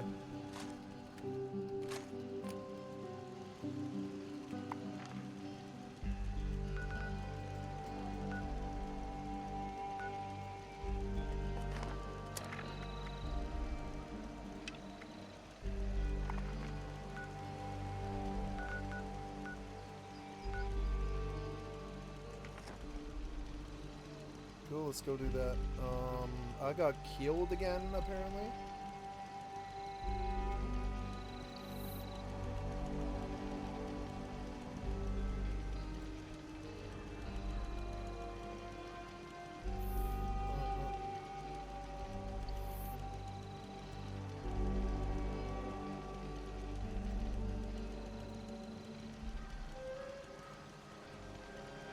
I just haven't got any shit.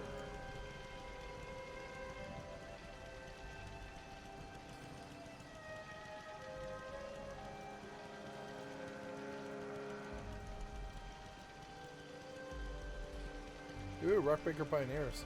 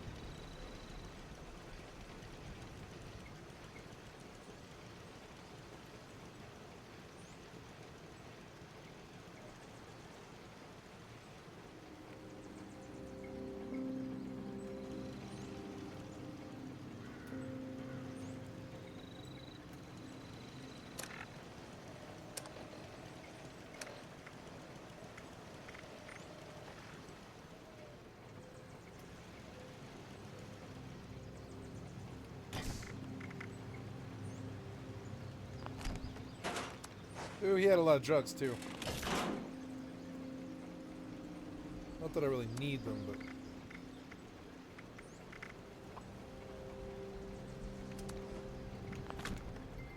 Oh, maybe it's dinner time.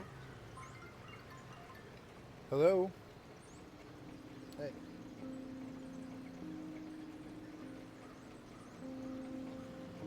Okay, I'll be on my way. Okay, going to family dinner.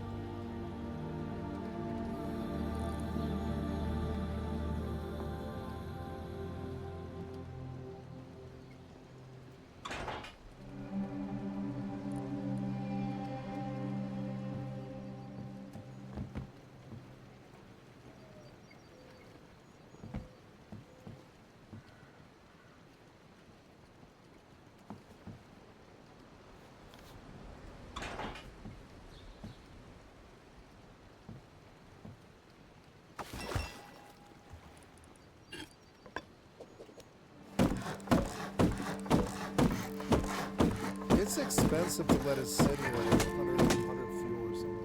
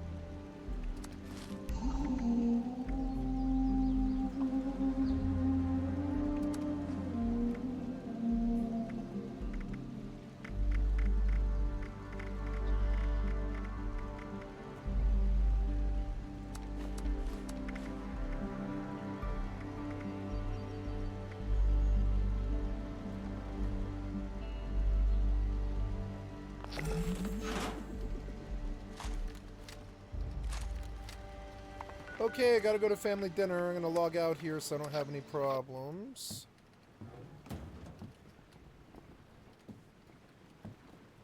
I'll go get doors after this. Oh, I'm gonna slap this shotgun trap down while I'm thinking about it.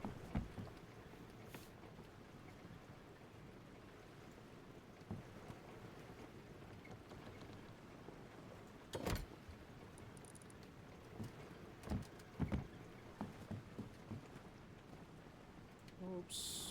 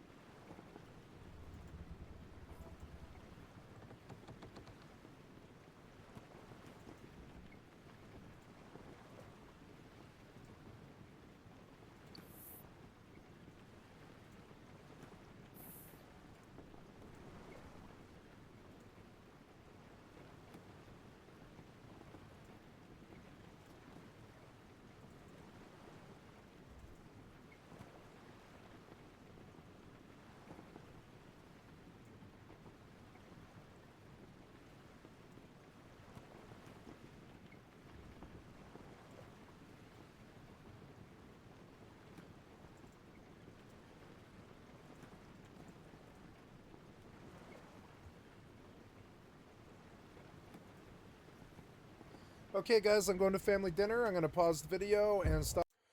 Hi, guys, I'm back. It's 8:12. And I'm going back to work.